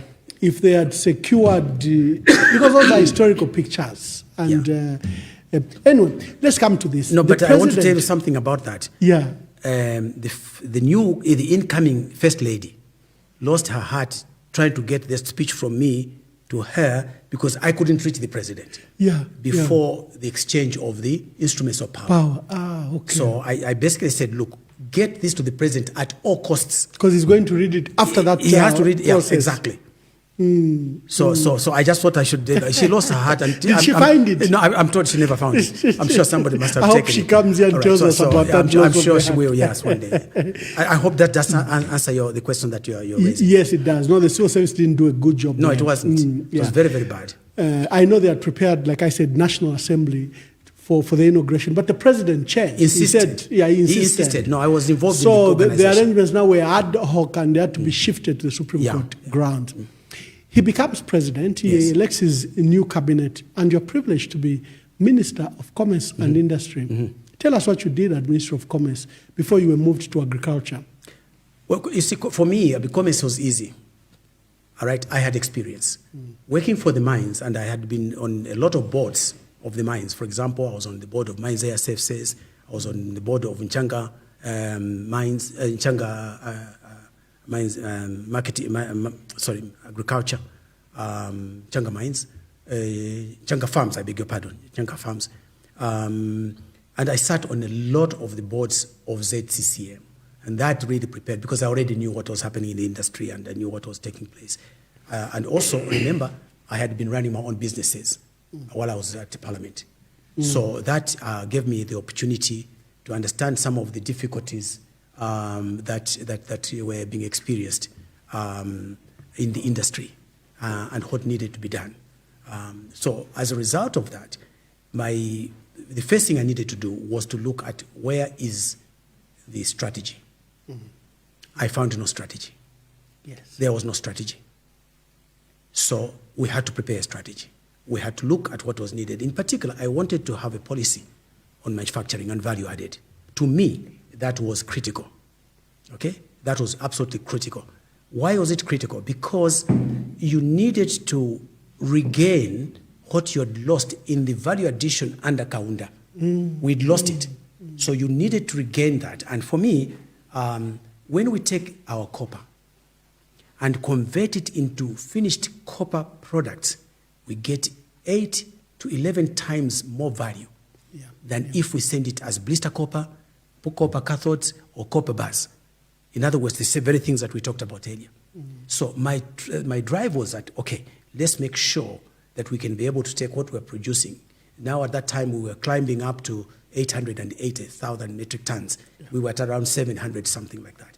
So my idea was, let me take that copper. So I invited the mining companies to come and sit with us. We went to Livingstone and agreed that we were going to start now doing value addition.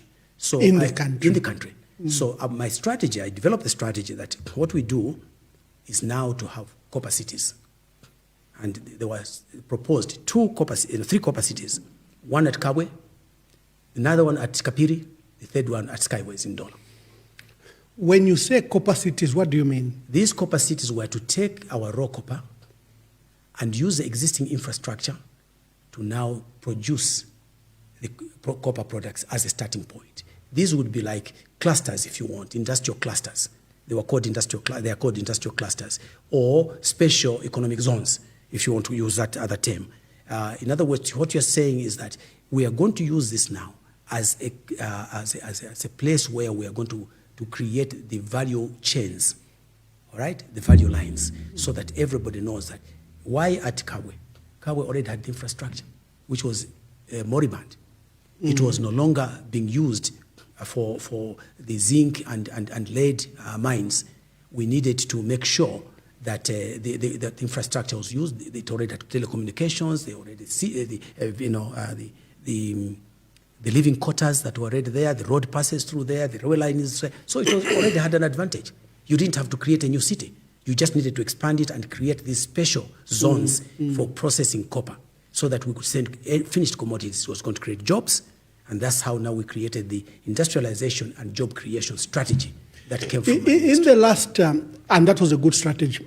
In the last 20 years, we had lost the industrial base that we had with the mines. Absolutely.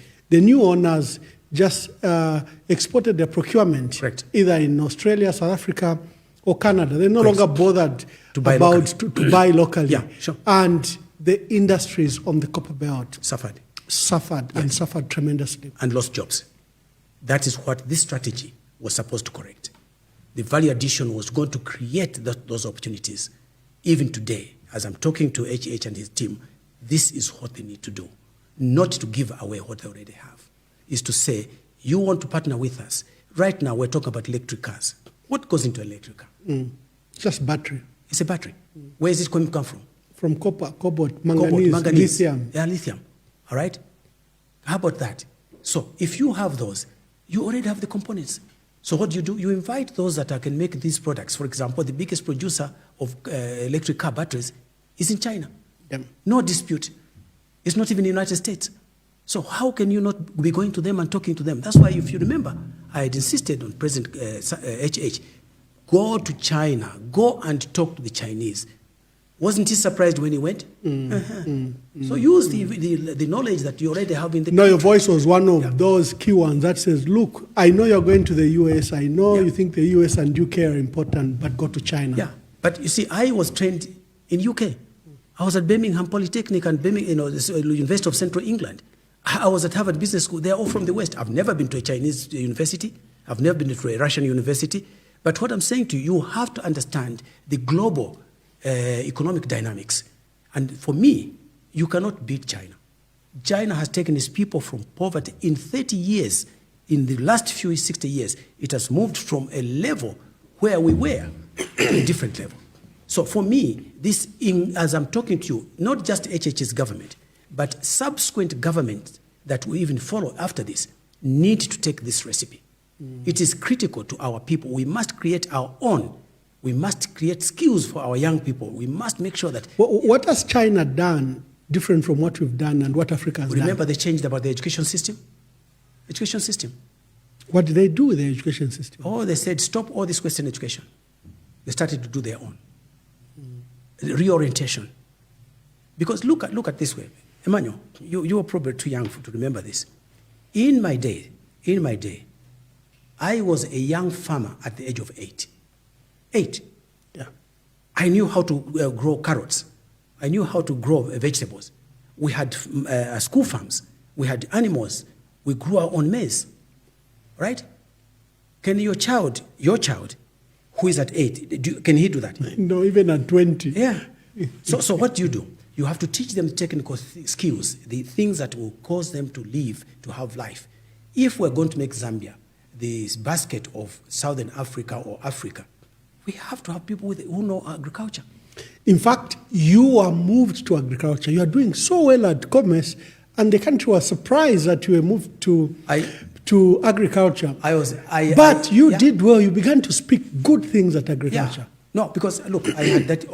Although I complained to President Sata, I did not want to move. I said, no, I don't want to move, sir, because all that will happen is that this strategy that I've just developed will collapse, and it did. It never happened. Why? Because it's not the other person's dream. It is my dream. So when I went to agriculture, the first thing I saw was what was going on with the FISIP. FISIP is a fantastic program. Fantastic if it's run properly. If it's run properly. Okay. It is not. Yeah. It is not. I tried to change it. I was there for only 1 year.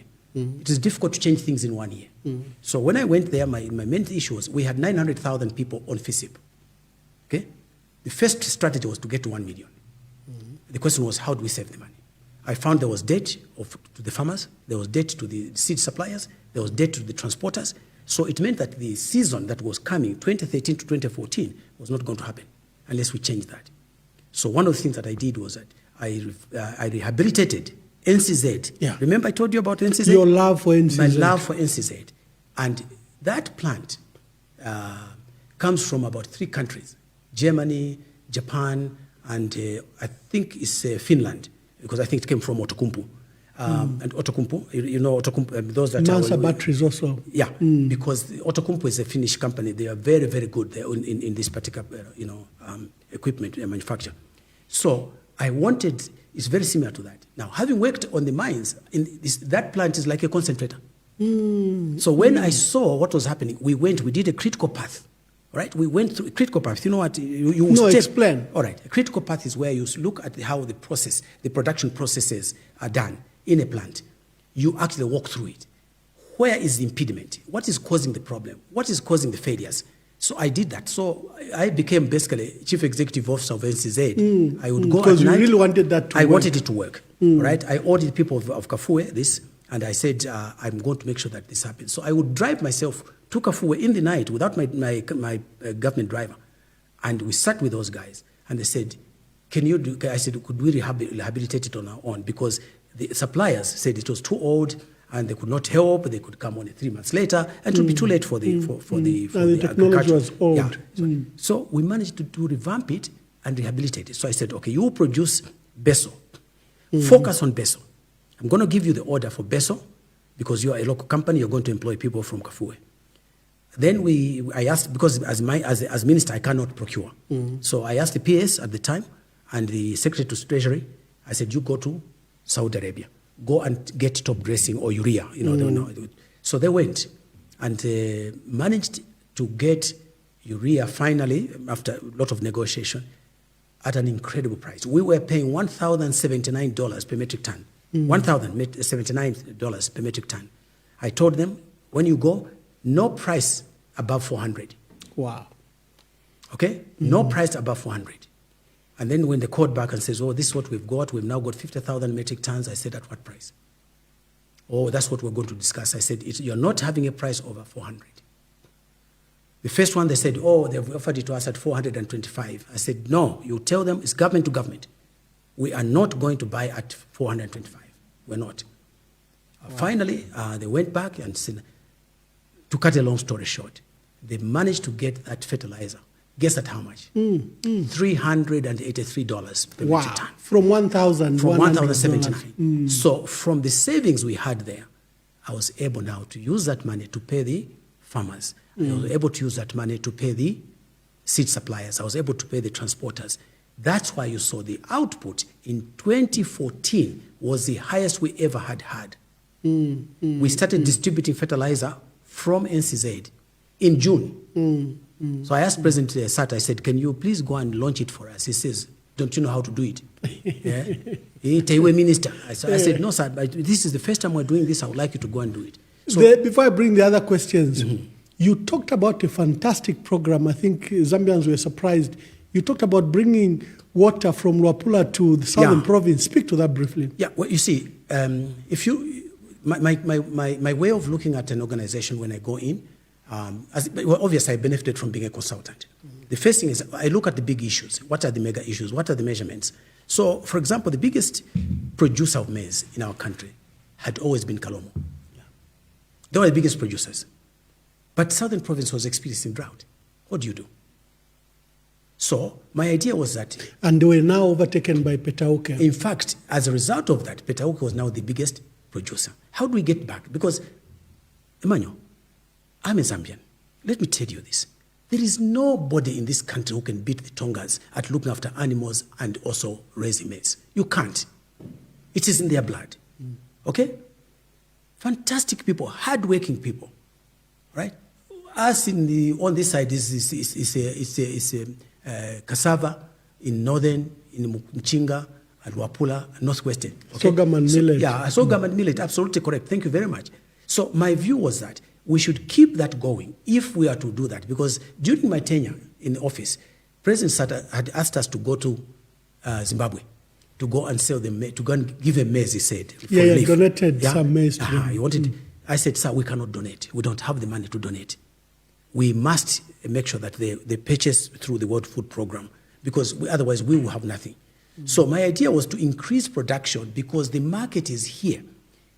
If you look at the output, the consumption of our country consumes 1,250,000 metric tons every year, or at least at that time it was producing, it was consuming that. Yeah. And Katanga was consuming 750,000 metric tons. So the two places put together was consuming 2 million metric tons. So if you're not producing minimum at 2 million, what happens? You end up with shortages. Yeah. So when we went to Zimbabwe, I said, also we have Zimbabwe. Tanzania was asking for the same. Malawi was asking for the same. Kenya was asking for the same. Uganda wanted the same. So I said, okay, why don't we do this? Why don't we get the water from Wapula, flow it through to come and pour into the Kafue? Okay? Once that water comes into the Kafue, because it was flooding our place in Wapula. Once we get it into the Kafue, we can now take the Kafue water and take it to Southern Province and pump it to Southern Province, because the earth is such that it's a globe. So it flows towards the south. It always does. And Kafue does pass from Iteji right up if you look at, not just Iteji. How about all these floodplains in Namwala? Yes. So it was natural. All right? We do that. We increase that production. And for me, I don't care. I am not interested in just one part of the country. No, I want. Yeah, because Southern Province is being affected. You know, the interconvergence zone for rain is moving moved up to the north. Okay, if you look at, for example, you look at Gwembe. Gwembe is 600 millimeters, below 600 millimeters of rainfall per year. Of rainfall per year. Chiyengi is at plus 1,800 millimeters. So what do?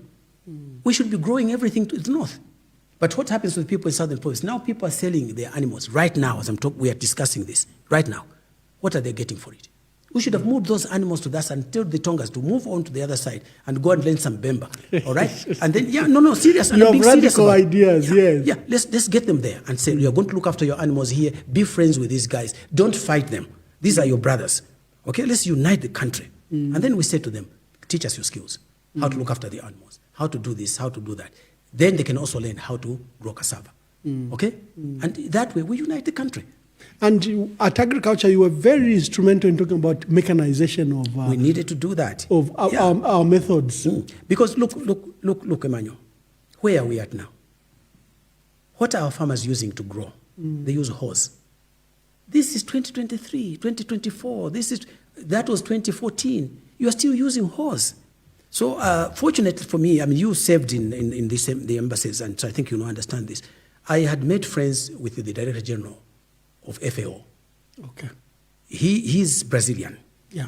And he was telling me about how they had succeeded with President Lula da Silva.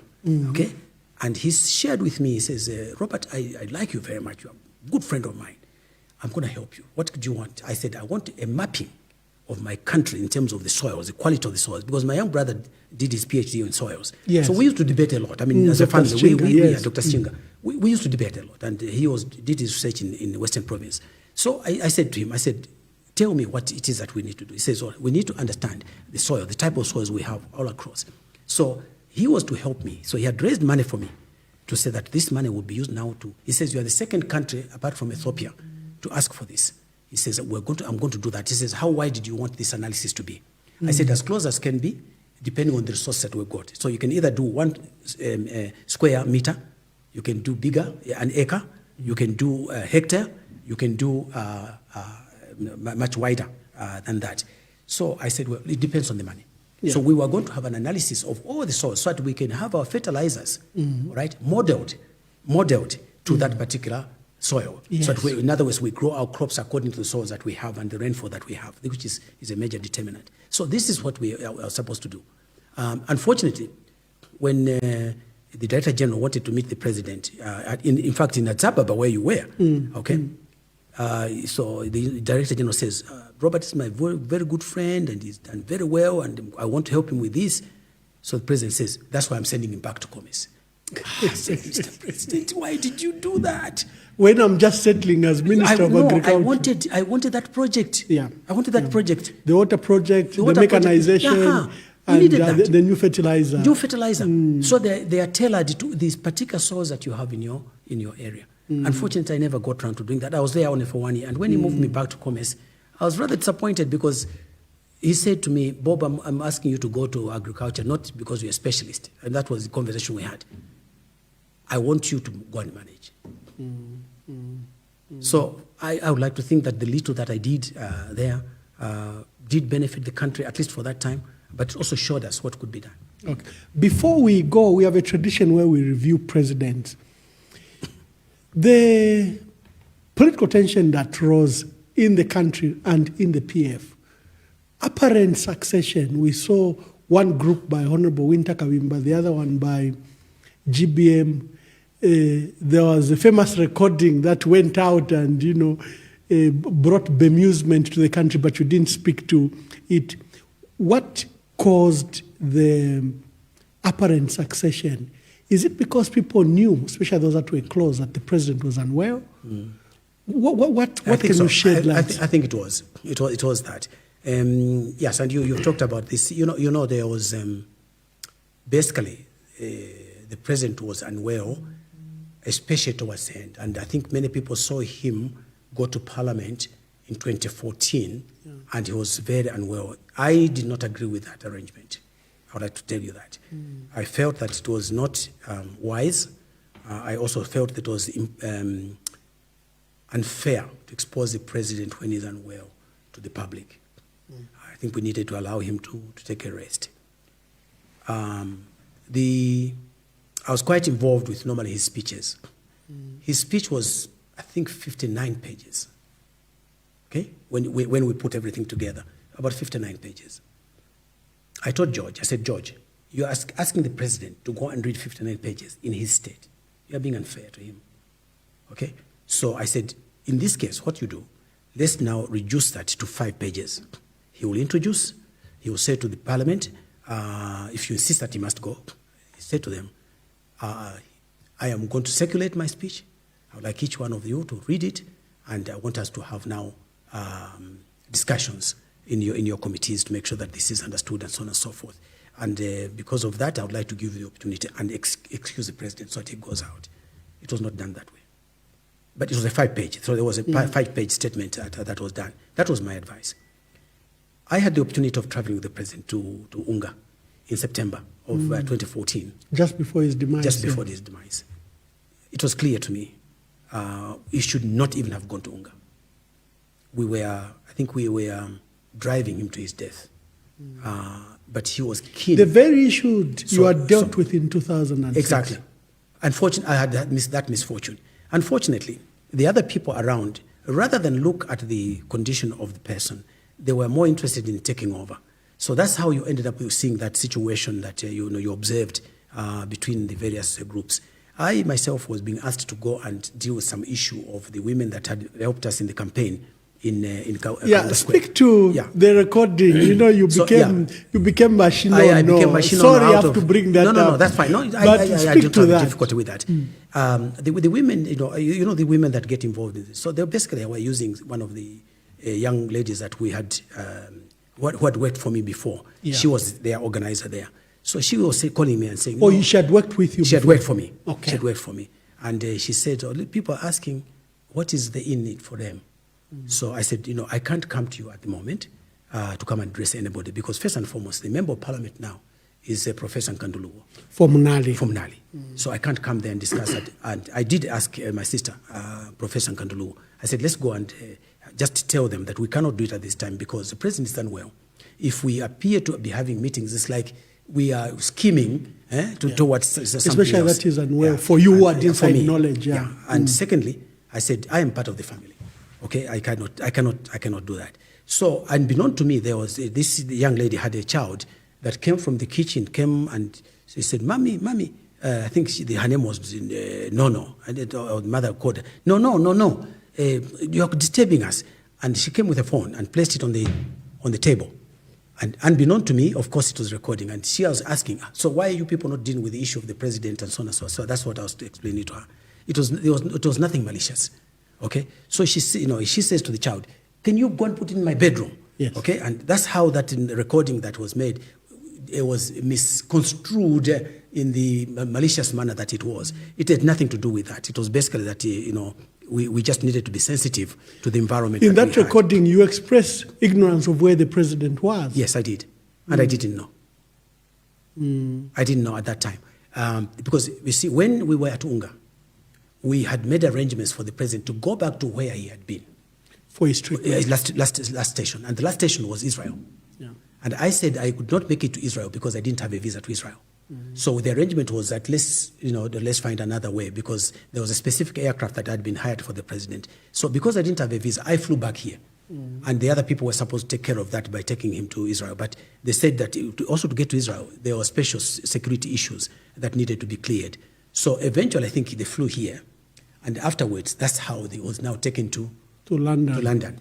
I did not know that had taken place. So my ignorance was genuine. Okay. I did not know that which particular area the president had gone to.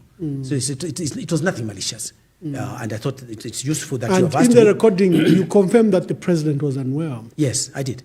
And there was issues of how about replacements, how about the vice president, and so on and so forth. I did not want to get engaged in that. And I think I made it very clear, it's not for me. It became a big social media storm, and they called you Bashinono. Yes. But you didn't bother to respond. Why? There was nothing to respond to. Yeah, in our offices, you come across a lot of things like that. Yeah. And all I was going to do is to fuel it, okay? Yeah. And just create like there was something substantive. There was nothing substantive. What I said was the truth. I didn't know where the president was. And no was not your child? No, I mean, I don't know. I mean, it was a child on the household. Yeah. And I don't have a child called No at all. Okay? And I don't have a child at that age anyway. Yeah. My last born daughter is much, much older. So what I'm saying is that... No, thank you for being gracious and just clear these small issues in the way. But you talked about this, the PF issues, in fact, the subsequent events at Mulungushi and so on and so forth, in fact, was a consequence of the president's illness. That was your question. Correct. It was. It was not properly handled. That's the fact. Even with the due respect, I have no issues with the particular people.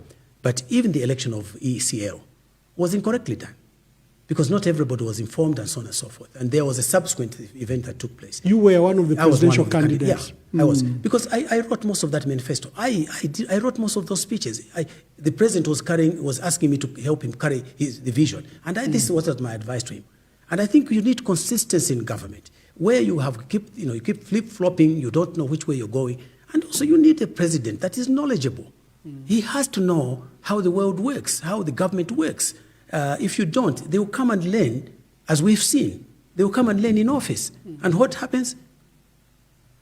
I think the evidence is here for everybody to see. In fact, that's what takes me to that question. Let's start with Dr. Kaunda. He was our founding president. Right. What did he do right? What could he have done better? I think we touched on it already. For me, I think he was a very honest man. I appreciated that very much. He was genuinely concerned. Even his team, the Bulawayas of this world, the Kamangas of this world, the Kapwepos of this world, there were people who genuinely were concerned about our future, the Mainza Chonas of this world. Great people. The patriotism can't be... The patriotism, you could not fault them. You could not fault them. So were the likes of Inankumbola and so on. They put the country first. Let's be honest about it. Us getting free education, us getting the hospitals, building the schools, it was the right thing to do. Industrializing the country, nationalizing, it was the right thing to do. Otherwise, you have no foreign currency to buy medicines for our people. Okay? What could he have done better? He could have done better by recognizing the time and allowing for a succession plan that would have made it smoother, like Nyerere did in Tanzania. I think that is where I faulted him. Other than that, I think he was the greatest president we ever had, even before the others. Right? He's followed by Chiluba. Dr. Chiluba. Whom you saved. Yes. Mr. Chiluba, I think, had issues. My own reading was that I think from his childhood he was deprived. He, in his mind, without him realizing, he wanted to make up for that. great orator. Correct. Great orator. He's able to persuade people, and I think he did a very good job there. But he was listening. Were you available to the discussions of who should be president? Because we had great men. Yes. Arthur Wina, General Tembo, General Mianda. Remember the Zambia Research Foundation? Yes. Remember I said we are founders? Yes. We were in charge of that to do this. In fact, I am the one who actually physically and spoke to General Mianda to come to become our Secretary General, to replace my own brother, Dr. Mbita Chitala. Okay, because Mbita was not able to get along with the provincial people very well. So we said, let's find a way. So we agreed with them, with Akshambatu, that let's try somebody else so that Mbita could concentrate on the things he was good at. Okay. Then we had great lawyers like Remy Mshota, and there was my friend Mdenda. We used his printer, by the way, to print the manifesto. He was living here in Roma. That's why. So great guys. So very good people. Now, obviously, they were competing. Mr. Chiluba was one of the candidates. There was of course General Tembo. There were others. It was definitely not Mr. Chipimo. He ended up succeeding where he did not belong, but definitely Mr. Wina was. So the younger generation kind of were discussing, who do we pick? What are the qualities? What are these? And apparently this got to Mr. Chiluba, and Chiluba said, from what you guys were discussing, you say, I am not educated, therefore you will not be in my government. Your group was deemed to support Arthur Wina. Okay? It wasn't that. We were basically discussing the pros and cons, like you would do for any president. Okay, that's what it was. So in the first cabinet, there was not a single one of us in that except Akashama. We were being punished, yeah. Not even Edith Nawakwi. Okay, but later on they were taken. So what happened was that I think Mr. Chiluba lacked the technical know-how. He also did not have the passion in terms of the nationalism that was in the Kaundas and his team. Okay, and his failing was the privatization was very, very poorly done. And I said so in my report as public accounts and the meeting that we had. So we did not do a good job there on the privatization. Neither did we do a good job with privatizing the mines. I think that was wrong. I do not agree with it, and I said so in Parliament. My records are there to show. But do you think we should have left the mines under ZCCM? Yes, we should have done. We should have enhanced it. If we wanted to subcontract some things, yes, we should have done. But as far as I'm concerned, the fault of the failures that we had experienced were not to do with the management. They're political. They were political. They were also global economics. Leading us up to 2008, that instability was there. 2008, the global economic situation that we had is coming again. Yeah. It's coming again right now. So I don't think it was this. You see, the price of copper was at $1,900 per metric ton. It's at $8.5 now. How did you expect to make money? And we were using deep mines. We're not using open pit. The northwestern mines now are open pit. They are much cheaper. The extraction is much easier. All right? And as I said to you, I gave you the example of Kalengwa. Kalengwa was almost 50%, 60% copper. Very difficult to manage, but it was almost pure copper. Yeah. So I think that was not very well done. The privatization, I don't want to go into the details, but the nitty-gritty we can do at another time. The liberalization shifting the economy from literally a socialist centralized and controlled to a liberal economy. Again, we paid the price. Zambia was not at a stage where it could compete with the others because of the background, the issues of the wars, the issues of the capacity, the issues of the routes, and so on and so forth, leading to the country. So it needed to be managed completely differently. So we liberalized too quickly. We liberated too quickly at our cost, at our expense. I see, when an economy is import-oriented like ours is, what happens? Whenever you want to purchase something, it's controlled by the amount of foreign currency you have on your hands. And that determines the exchange rate. Today is at what? Today, as you and I are debating this. It's coming 26 to 27. It's coming to 27. It's coming to 27 by tomorrow. Okay? Well, how many times has it been to 27? Coming to 27? 3 times. By the time you inject money, for example, the transaction of Mopani, how much money has come into the country? Forex? None. Okay? Who controls the Forex? That's coming from the sales of the copper. Yeah. The owners. Who are the owners? First Quantum, Barrick Gold, Vedanta, and International Resource Holdings now, okay, and of course the Swiss guys, okay. So what happens? They will decide where the money goes. If you don't, and even when the president, I was rather surprised when President HH was talking about, we now have 49%. So what? How do you control the mines? It's not a controlling stake. Yeah, it's not a controlling stake. What you have in the ground belongs to the Zambians. Why can't you control it? Why don't you start with that? And then you say, also the mineral royalty tax, you reduce it from 6 to 3. Where will you get the forex from? To meet your requirements for the imports that you have got to pay for. Where will you get it from? Nowhere. And that's exactly why the exchange rate is going the way it is. And it's it will volatile. not stop. It will not stop. It's in free fall. And I'm talking to you as somebody who has been in the field for 55 years. Okay? And I can tell you this, it will not stop. It will just make the economic conditions of our country drive into dire straits. It will. So we need to rethink how we want to do this kind. And that's why, for me, value addition is the way to go. Still there. And industrialization. That industrialization and job creation must go much together. Together with skills. We have to provide the skills. Levi Patrick Manawasa. Levi was my personal friend. I was his campaign manager. Ah, okay. For him to be vice president. In 1991? 1991. Ah, okay. All right? And we were next door neighbors in the Olympia extension. Right? I took the former first lady to have the baby as neighbors because he was at the farm. So I mean, he was very intimate to me. I helped to write the speech of him challenging Chiluba. Right? I wrote that speech for him. So in 1996? Yeah. When he tried to challenge Chiluba. That's right. Okay? So I knew him very well. I think Levi was a very honest man. Right? A very, very honest man. He tried very well. What I think affected him, and certainly my relationship with him, was over Mazoka. I still believe that Mazoka won that election in 2001. I know you don't agree, but that's for another day. Yeah.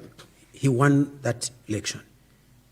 And Levi had complained that Bob now doesn't even want to talk to me and so on and so on. And he speaks about these matters publicly. So he sent Sylvia Marcel. I said, go and tell him that I complained about it. So I said, all right, let me go and see him. So before I went, I called Mazoka. I said, I'm going to see your brother at State House. I don't want you to start thinking otherwise. So I went there, and Levi says, uncle. You used to call me uncle, and I would call him uncle. And that's the relationship we had. So he says, are you okay? So I said, let's pray together. We prayed together. And then I said to him, I said, I know you've been upset with me, but if you were in Mazoka's position, what would be your reaction? And I think that upset him. He was very quick to anger. So I said, but that's what happened there. But he remained a very good friend. Even when he was being taken, hospitalized to South Africa, I was at the hospital with him. He had been a close friend. I think he did very well in terms of turning people away from his 28% rating from the election. I think he genuinely wanted to make corrections. He wanted to correct this country. The FISIP was, I think, a fantastic project that he undertook. I think it was the right thing to do. And I think, apart from Kenneth Kaunda, he was probably the best president that we had in this series. Okay? Oh, yeah. Nice rating. I think that's how I rate it. Rupia Bwezanbanda. I think he was probably past his best. He was a good social man. He was a football man, diplomat, and he's in the vein of my older brother, Venon Mwanga, and they were good buddies and so on and so forth. I think that maybe he stayed too short. Okay, and I don't want to be unfair to him, but he also wasted a lot of money on the campaign. Yeah, the 2011 campaign, which we are now on the other side. Which went, and you beat him without money. Yeah, that's right, without money. So I don't think that I would rate him as highly as I rated Manawasa. Okay, next. Your dear brother, who you have, and your Sebele, who you have spoken about already, President Michael Sata. He understood this country inside out. He knew this country. He knew people, individual people, in specific locations. So when we were doing the speech for him, I would call him and say, what about this? And he would say, oh, Sichinga, remember, he would say that to me, okay? He knew people individually. And I think that was his biggest strength. He understood what the people of Zambia wanted. He understood their attitudes. he was very strong in there. He knew all his ministers inside out. He was a very good administrator. He read everything you wrote. Wow. He read everything. So to normally say, go and write. For example, when I was going to do the campaign in Petauke, I said to him, sir, I have to, he says, Sichinga, can you go to Petauke? So I said, yes, I can if you give me the leave to do that. So he says, oh, go and write then to ask for leave. So I used my own personal vehicle when I went to Petauke. I said, because he says, I cannot do that. So he understood that I was a person who was very particular about how things were done. And he knew how much I resented corruption. He knew that. He understood me, he knew my circumstances very well. He was a very strong man in terms of his administration. He was very aware of environment. But he had no advisors at State House, not one except George Chela. It was not enough. So I think he failed. And later he brought Siame, but Siame, but also he was too junior. He was, I think, at 2 level. He needed a chief of staff. He needed somebody to run the office for him, especially that he was unwell. So I think that for me, he failed in that particular respect in terms of organizing, and particular his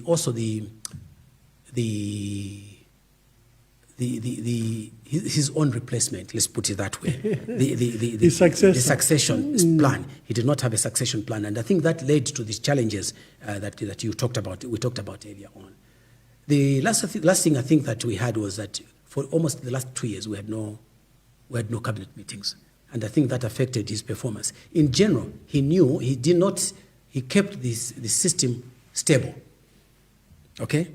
But maybe not to the extent that we desired. He should, I think, have looked at his ministers and decided very clearly. And I also think that there was a challenge at the vice president level. I think that let me just leave it at that. Okay. There was a gap there, because I remember us going to Zimbabwe with him. I had to ask the vice president. I said, just keep to your side with your vice president. Let me deal with the business of selling maize to the Zimbabweans. It was the same thing. We had some incident in Washington when we went for the US Africa Summit. I was trying to woo some people to come and do the tractors, to come and assemble tractors here, so that our people can move from farming with horse, so that we can have these tractors in all these particular places. That's what had I stayed on in agriculture, this is where I was going to go.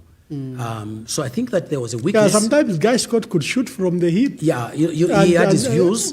I felt that they were not helping the cause of selling our country, marketing the country, and also the issues of what needed to be addressed. And he was our team leader in the absence of the ailing president. And I think that he did not mobilize us as well as he should have done to quieten all these other things that were taking place. Hence, you saw the last instances that took place.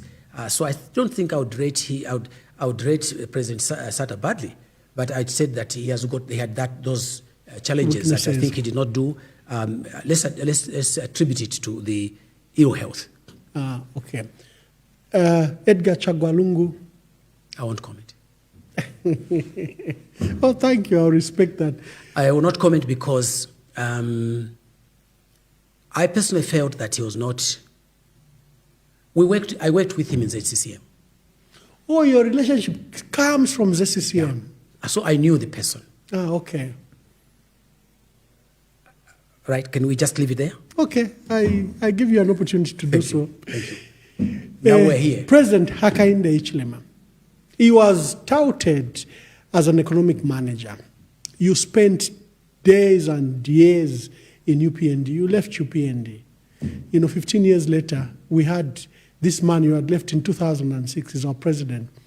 And you were instrumental, because you were a critic of Edgar Lungu and the PF. You were instrumental, I can say, like many other voices that rendered his success as in his election. Give us your views. Okay. Part of his challenge, of President HH, I don't think he has sufficient experience in industry. Okay? I'm just being very blunt with you. but I'm being honest. He lacked experience in terms of working in the industry, and maybe his training was such that he was not exposed to people at that level. What's the difference? You're from the industry, Yeah. he's from the private sector industry as well. What's the difference between you and him? It depends on what he did. Okay. Who did he work for? He worked for Coopers and Light Brand, all right? Coopers and Light Brand, which then converted to Grant Thornton. Yeah. Okay? So he only had one employer. So you know, to be a good consultant, you have to have a wide span of experience, okay? And in this case, he was fortunate, as most people working for practice, accounting practice, they have the opportunity of seeing clients with difficulties, okay? They see clients coming to them with difficulties, financial difficulties. And in the conversation, they bring in other people and say, what do you think about this? What do you think about it? For example, one of the things that President HH benefited from, whether we like it or not, is the privatization and the valuation of the mines, right? He saw an opportunity. He called people from outside. They came and helped him to value and so on and so forth. He made his money. Yeah, correct. That in itself is not experience. Okay? So he lacks experience. That's one. I think that also he, not having said, for example, our politics here, we normally start from the bottom, right? You have never been a councillor, you have never been a member of parliament, you have never been a minister, and you have come from there to there. It's a big jump. The challenges. It's a big jump. And there's protocols within the government. I mean, you know it as well. As you were PS in Eastern and no, not you, but in Wapula. But I was Eastern in Northern. You were Eastern, Western as well. In Western, yeah. and so the information. I remember that. So you know the protocols you have to follow. If you don't know them, you have to learn them. And that learning process can take time.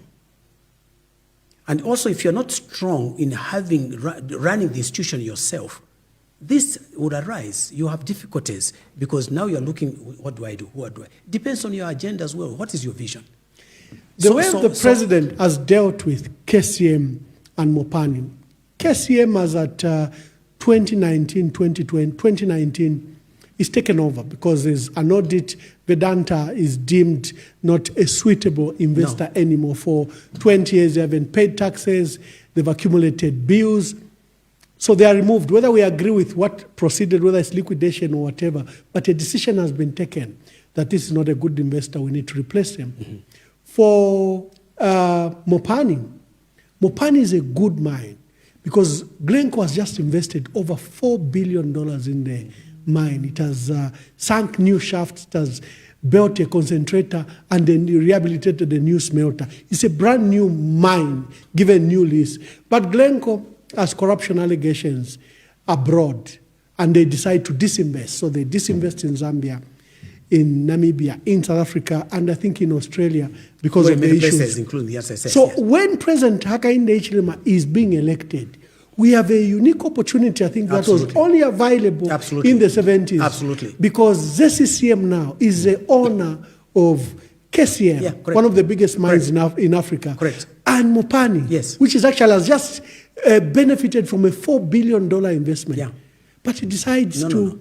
What are your views? This is very important. And so I was group financial controller. Remember? Yeah. I was director for management information system in ZCCM and reorganization. So nobody can tell me this story. Okay? I know it inside out. I know those mines, all those mines. I know each one of them. Okay? And you're right. But the biggest problem, let's be fair to everybody, that problem was started by PF.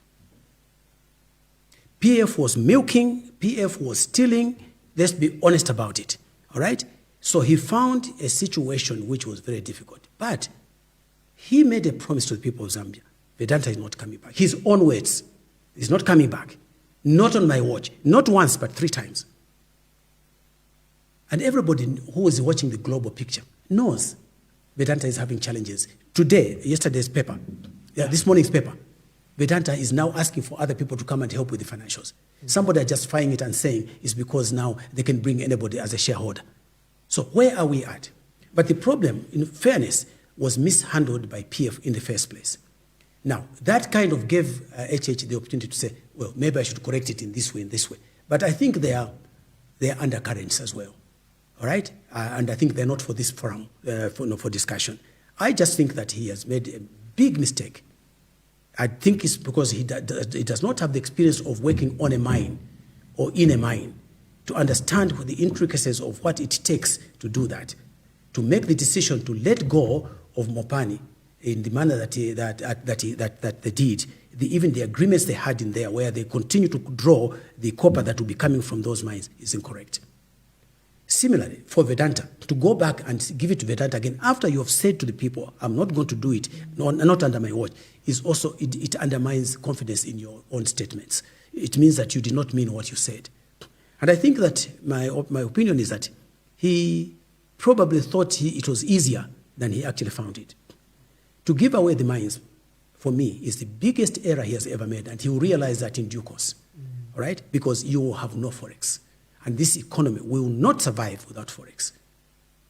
It will not survive. And I can tell you that from personal experience, not somebody else telling me. I was in the mine. I worked on the mines personally for 10 years. I have a very, very clear understanding, not just... I don't think that... You are an accountant, you are an auditor. I got worried about another matter in the mines, the issue of a dispute between First Quantum and ZCCM in Kansanshi Mine. Kansanshi Mine, yeah. There's a dispute that First Quantum got $2.5 billion out of that mine. Yes. An audit was done. It established that of that money, I think there's up to somewhere $700-800 million that should have belonged to ZCCM. Yeah. We have given incentives to First Quantum Mine. The cases, court cases that were brought on that mine never been dropped. The claim for the $2.5 billion, the criminal charges that were brought, especially to the directors, because they got that money from Kansanshi and invested in Panama for the Cobre mine. There is no pathway how Zambia will get back this $2.5 billion. Yeah. And then you have reduced, these tax incentives that have been given, where we've reduced mineral royalty agreement. Yeah. We've made it non-deductible. It was non-deductible. And we've reduced it from 6% to 3%. Yeah. And these decisions, you have a simple question. Where are you going to get your forex from? Where are you going to get your forex from? And you see, there are issues behind, and they're not for this conversation. Yeah. Because I think that we have to be fair, that if a question arises like that, we have to give the president the opportunity to respond. Yeah. It is his job to answer, not mine. Yeah. He has to tell us why he made that decision, what influenced that decision. I have said this is the biggest mistake he will ever regret for the rest of his life. In the manner he has handled the mines. The way he has handled the mines. And I can tell you this frankly and truthfully, not I've got any ill feelings towards him. All I'm saying is that he has done the wrong thing. When you reduce mineral royalty tax, do you think, let me ask you this question, do you think if he said to them, you are now going to be paying 10%, you think those investors would have walked away? No. What would they have done for Zambia? They will pay. Look, they are mining under Congo. Guns are blazing. They are mining. They are mining. There is no infrastructure. They are mining. They're mining. Congo has become the biggest copper producer in Africa. Yeah. You are not going... The president has said that he's aiming for 3 million. I'd like to hear that he is aiming. He will not get there. He will not get there. You can take my word for it. He will not get there. These mines are much more difficult to manage than he realizes. To move from 800,000 metric tons now to 3 million, you know what investment it requires? You think these guys are here, the investors are here to develop Zambia? They're not here to develop Zambia. They're here to make money. Let's just be clear about that. And I'm talking as an accountant. They are here to make money. The issues that you've raised about Kansanshi mine, what is it that these mines do when they have got a prospect? What do? They go to the market, don't they? Yeah. They go and say, we want to borrow, we've got this mine which we want to develop. These are the details. This is the ore body, this is the kind that it has, these are the challenges that it has. It's going to be open pit, it's going to be underground, it's going to be this, that, and the next. This is what we require. We require to invest in here 10 billion. Okay? This, that, and the next to clear the area, prepare it, and so on and so on. That's what they do. Why can't ZCCM do that? ZCMIH Why can can't go to the market? ZCCM go to the market and borrow? What does Codelco do in Chile? That's what they do. Yeah. And are they unprofitable? No. Don't they use the Chileans? Yeah, they use So, Chileans. what's the yes. big issue? So with all due respect, I personally have not had the opportunity. The president has never explained to us his basis of these decisions he has taken. I am hoping that he will, at some appropriate time soon, he will come up and explain to us what he has done about First Quantum Kansanshi mine issues. He has to. You see, the main thing that one has to remember, in government, there's no secret. Yeah. You have been worked as a PS. There is no secret in government. All these things that are happening will come out at an appropriate time, and they have to answer. Look at what's happening in South Africa. Okay? Yeah. Truth Commission. Yeah, tell us why you did that. It will come out in the open. So I wish President HH well, but I think that as far as I can see on the mining side, and the other, he's got a particular theme he wants to follow. I wouldn't follow that line. Let me just put it that way. Good. But he has a basis upon which I think he wants to do that. Maybe we should wait until 2026. Yeah. Thank you, Honorable Bob Sichinga. As we begin to wind down the conversation, Zambia is at 60. Singapore, 60 years ago, South Korea, China, we're far poorer. We're a rich, wealthy country, one of the wealthiest in Africa. We stand now as one of the top 20 poorest countries, beggars, highly indebted country. This is what we've done in the last 60 years. Whatever without blaming anyone, we've run down our country. We're wealthy at independence. We are poor after 60 years. The people are poor. The people are poor. The Not country remains wealthy. Yeah. In the next 60 years, beginning now, what should we do right? Well, first of all, let me just say this to you. I'm 75 now. In September, I'll be 76. Congratulations. And you look young. You look young. And I'll tell you this. You should share the water you drink. Let me tell you this. This morning, I met a colleague at one of the shopping malls. He was trying to catch up with me. I jumped in the car, drove, and he called me. It was my odd number. And he says, you're running away from me. So I said, who is this now? I turned back. He says, come back. And then I turned back. I went back to park. Who comes? Somebody that I know. We have worked together. I started. He says, well, you're still looking strong. You're from the shake and so on. I said, no. It's because a poor man always learns how to survive. Okay. So, to cut a long story short, he says, you couldn't even see when I was trying to stop you. I said, I was reflecting on my grandson, my grandsons, and my grandchildren. What will become of them? Because very soon I must leave. I must go back. What will happen to them? And I want to say this to you, Ambassador Mwamba. I will probably live this life a very sad person. And to some extent, even to myself, maybe I have not spoken as much as I should have done. Maybe I have not raised the flag as much as I should have done to warn us. I've tried to do that. It's very painful when you know. If you don't know, it's different. Probably you don't, it doesn't matter. Okay, because you know otherwise. I am very, very sad that at 60, I can understand President Kaunda, and even partly even his departure, about the amount of money that he had to spend on the wars, schools, hospitals during his time. But now, there are many of us who are educated. There are many of us who have been trained. Many of us can do a lot of other things. The economy has to change. We're a rich country with very poor people because we have not made the right decisions. I'm talking about collectively, including the current government. In fact, they're just deepening the wounds that we already have. We have made mistakes along the way. We have not protected Zambia. We have tended to protect our pockets and individuals. Talking as somebody who chaired the public accounts, most of Chalala is made out of money stolen from government. You know it, I know it.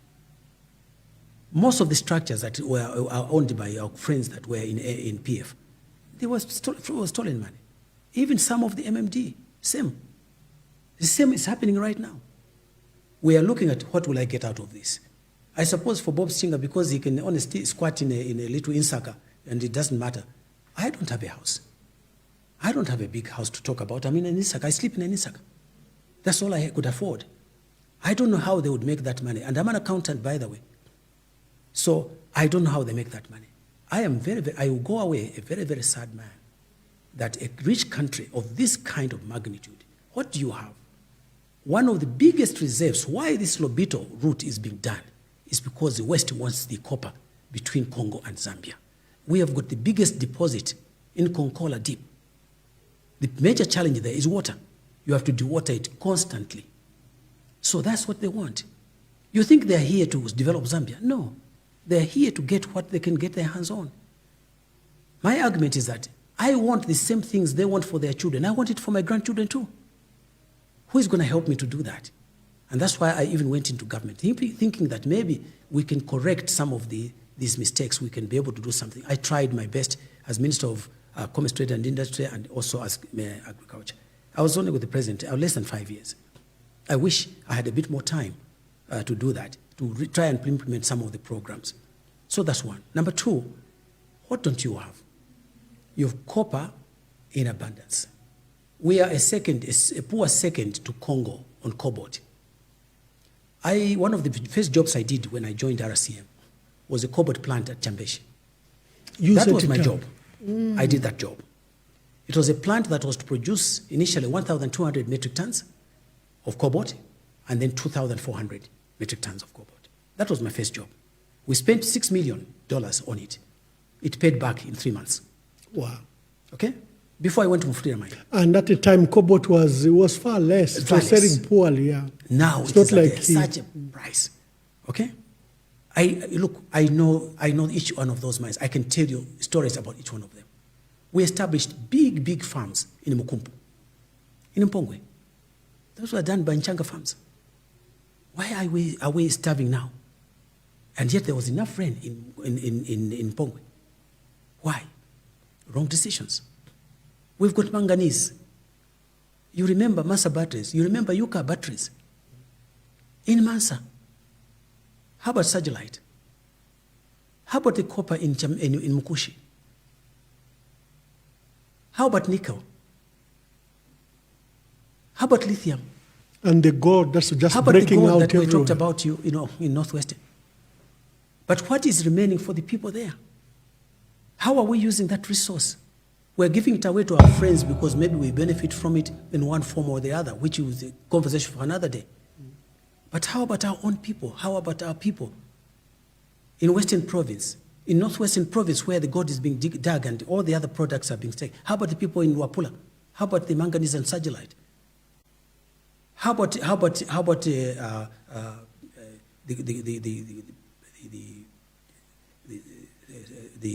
other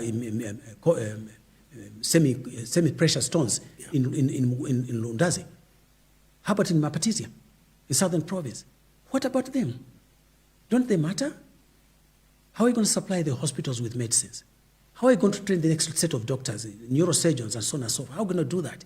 How are we going to make sure that the mega project that I wanted to do for the water to Southern Province is done without money? We can't remain beggars. I went with President Sata to South Korea. South Korea. You know how much money Samsung brings into Korea. In 2014 when we went, 2013 when we went, they were bringing in more than $3 trillion in South Korea. Wow. 3 trillion, Samsung only. And you talk about Japan, I've been in Japan, you can see how they make nothing they have no resource to talk about. But look at Sony. Look at their companies, Tashi, and so on and so forth. Look at them. How about us? We go begging with cup in hand. This is so sad. It's extremely sad. I mean, it saddened me very, very much. And I'm saying, what is my education worth? How about my experience on the mines? Why did I break 10 years of my... I was 36 when I was 28 when I went to Mufulira mine. 28. I've done the best of the years in there. And here is a rich country. Japan doesn't even have a percentage of what we have here. Same with South Korea. South Korea was offering us 57 locomotives. They say, we'll rehabilitate them for you, we'll change the gauge for you so that you can take them. Just pay for the transportation. And I have not seen them here. Yes, you talked about other countries. You go now and look at the other countries that, like Southeast Asia. All right?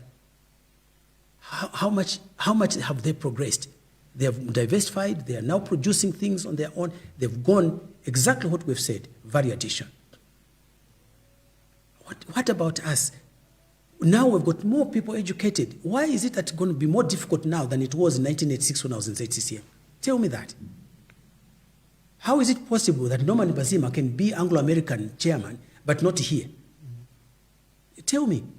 You just tell me. And Norman Bazima was my junior in ZCCM. How about Chileshe Kapwepwe? How about Mwila? Even Dan Pule? How is it not possible? Tell me. There must be something wrong with our minds. Because God has given us, that is the gift to us and our children, and we're giving it away to other people. It's very, very sad. So, you asked me the question? Well, I think each one of us takes some blame. Our leaders, our members of parliament, we need to transform our country into a different situation. I wish that God would give me a few more years. Maybe I could still contribute something. But now I have to think in terms of where do I go from here? Okay? One hopes that the new leadership that will come into our country from the next 60 years, we talked about 60 years, I don't know about the 60 years, but let's assume that they are here, that we will have another 60 years here. I am looking forward to a time when we can have selfless individuals. Countries are not built by others. Nobody is going to come from Australia to come and build Zambia for us. No. Not people from bidding foreign investment to build this country. It will not do that. China has proven to us there's alternatives. China has proven beyond any shadow of doubt. I can tell you this. No businessman coming here is doing it for Zambia's development. They are doing it for their own profitability. It is us, the citizens of this country, black, brown, whatever, it is us to make sure that we secure the future of our children. And what God has given to us is already here in our hands. It is for us to use it wisely and sensibly. Use the best methods we have. Use the best people that you have, not based on tribe. No, that we have to kill. And now we're fortunate as a country. We've intermarried so much. It would be very difficult for somebody to say we'll secede. Western province will secede. It won't secede, that I can tell you. Why? Because you have intermarried so much. How about the children? What do you do with them? And you Bembas have also gone Southern Province. You love the beautiful girls of Southern Province. All right? So sometimes you've gone to Eastern Province and done whatever, married them from there. So what happens to the country? We are one unitary country. We need to develop what we have here. Right here, it is our duty, Mwamba. You're still young, so you have no gray hair like I have. So I hope that you guys will make amends to where we've gone wrong. Thank you very much, Honorable Bob Sichinga, an accountant by profession, an academic, a leader, with immense wealth of experience that you bring to this country. And you enrich our debate, because our debate have fallen so much that we forget, we discuss the petty instead of discussing the substance, like what you have spent doing this tonight. What are your last words? Well, first of all, I'm thankful to you that you allowed me to share this with you. You know, I've been very hesitant to come here. Yes, correct. I've been very, very hesitant because I feel very, very strongly. I tell you, I feel very, very strongly about this country. I had opportunities to go and work elsewhere. I had a job offered to me by Rothschild to be based in London and to go to South America and Africa. The year was 1980. I was just graduating from Harvard. David Piri had come to collect me at Harvard Business School. He says, here's your ticket. We're going home tomorrow. He came to attend my graduation. If you were in my shoes, what would you have done? Would you have said, no, I'm not going back home? I had a job at that time. I was offered $160,000 from Harvard, $1,000 per annum, with shares and everything else. So here, in that country, in the UK, in the USA, in South America, I would have been a little spray. Here, at least I'm a little drop in my country. I decided to come back home. Why? Because I thought I would make a contribution. So I came. I could have been, probably I would be in a big house now and so on and so forth. But even as I go back to my Lord, I am satisfied that I tried my best. I'm disappointed that I did not succeed. But I sincerely hope that... No, don't be hard on yourself. Yeah. One of the reasons you are on this podcast is because of your achievements in this country. You were a distinguished first worker. You were a distinguished parliamentarian. People will never forget. They'll go back to the Hansard. You were a vice president of UPND that offered an alternative budget. You said, we can do things differently. And we just don't have to, every year you do the same things. You brought alternative thinking. And over the years, like I said, you've enriched national debate. Just see the profound things you've said on this country.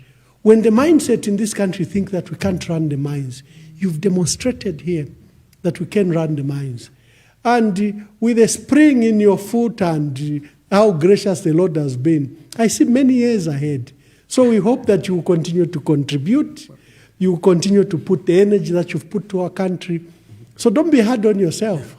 Thanks for your kind words. They are soothing, but for me, I think that there's been a lot of lost years. We've gone back, we repeat the same mistakes over and over and over. That is painful because it means that we've never learned from what we've had in the past. I sincerely hope the next generation will be better than us. But if should God give me the opportunity, I'll be willing to serve my country again with the same distinction as you indicated, same dedication. I will be willing to do that. If that is what's going to help us secure the future of my grandchildren and that of my brothers and your children too, I would be willing to do that. Thank you very much for having me. Thank you, thank you. Dear viewers, we had an exhilarating discussion today. I think you and I have learned a lot from the veterans, from Honorable Bob Sichinga, one of those very educated men in our country, from men and women in our country, and who has nothing but dedication to see that Zambia advances. So until we have another guest, God bless you, God bless our country, and shalom.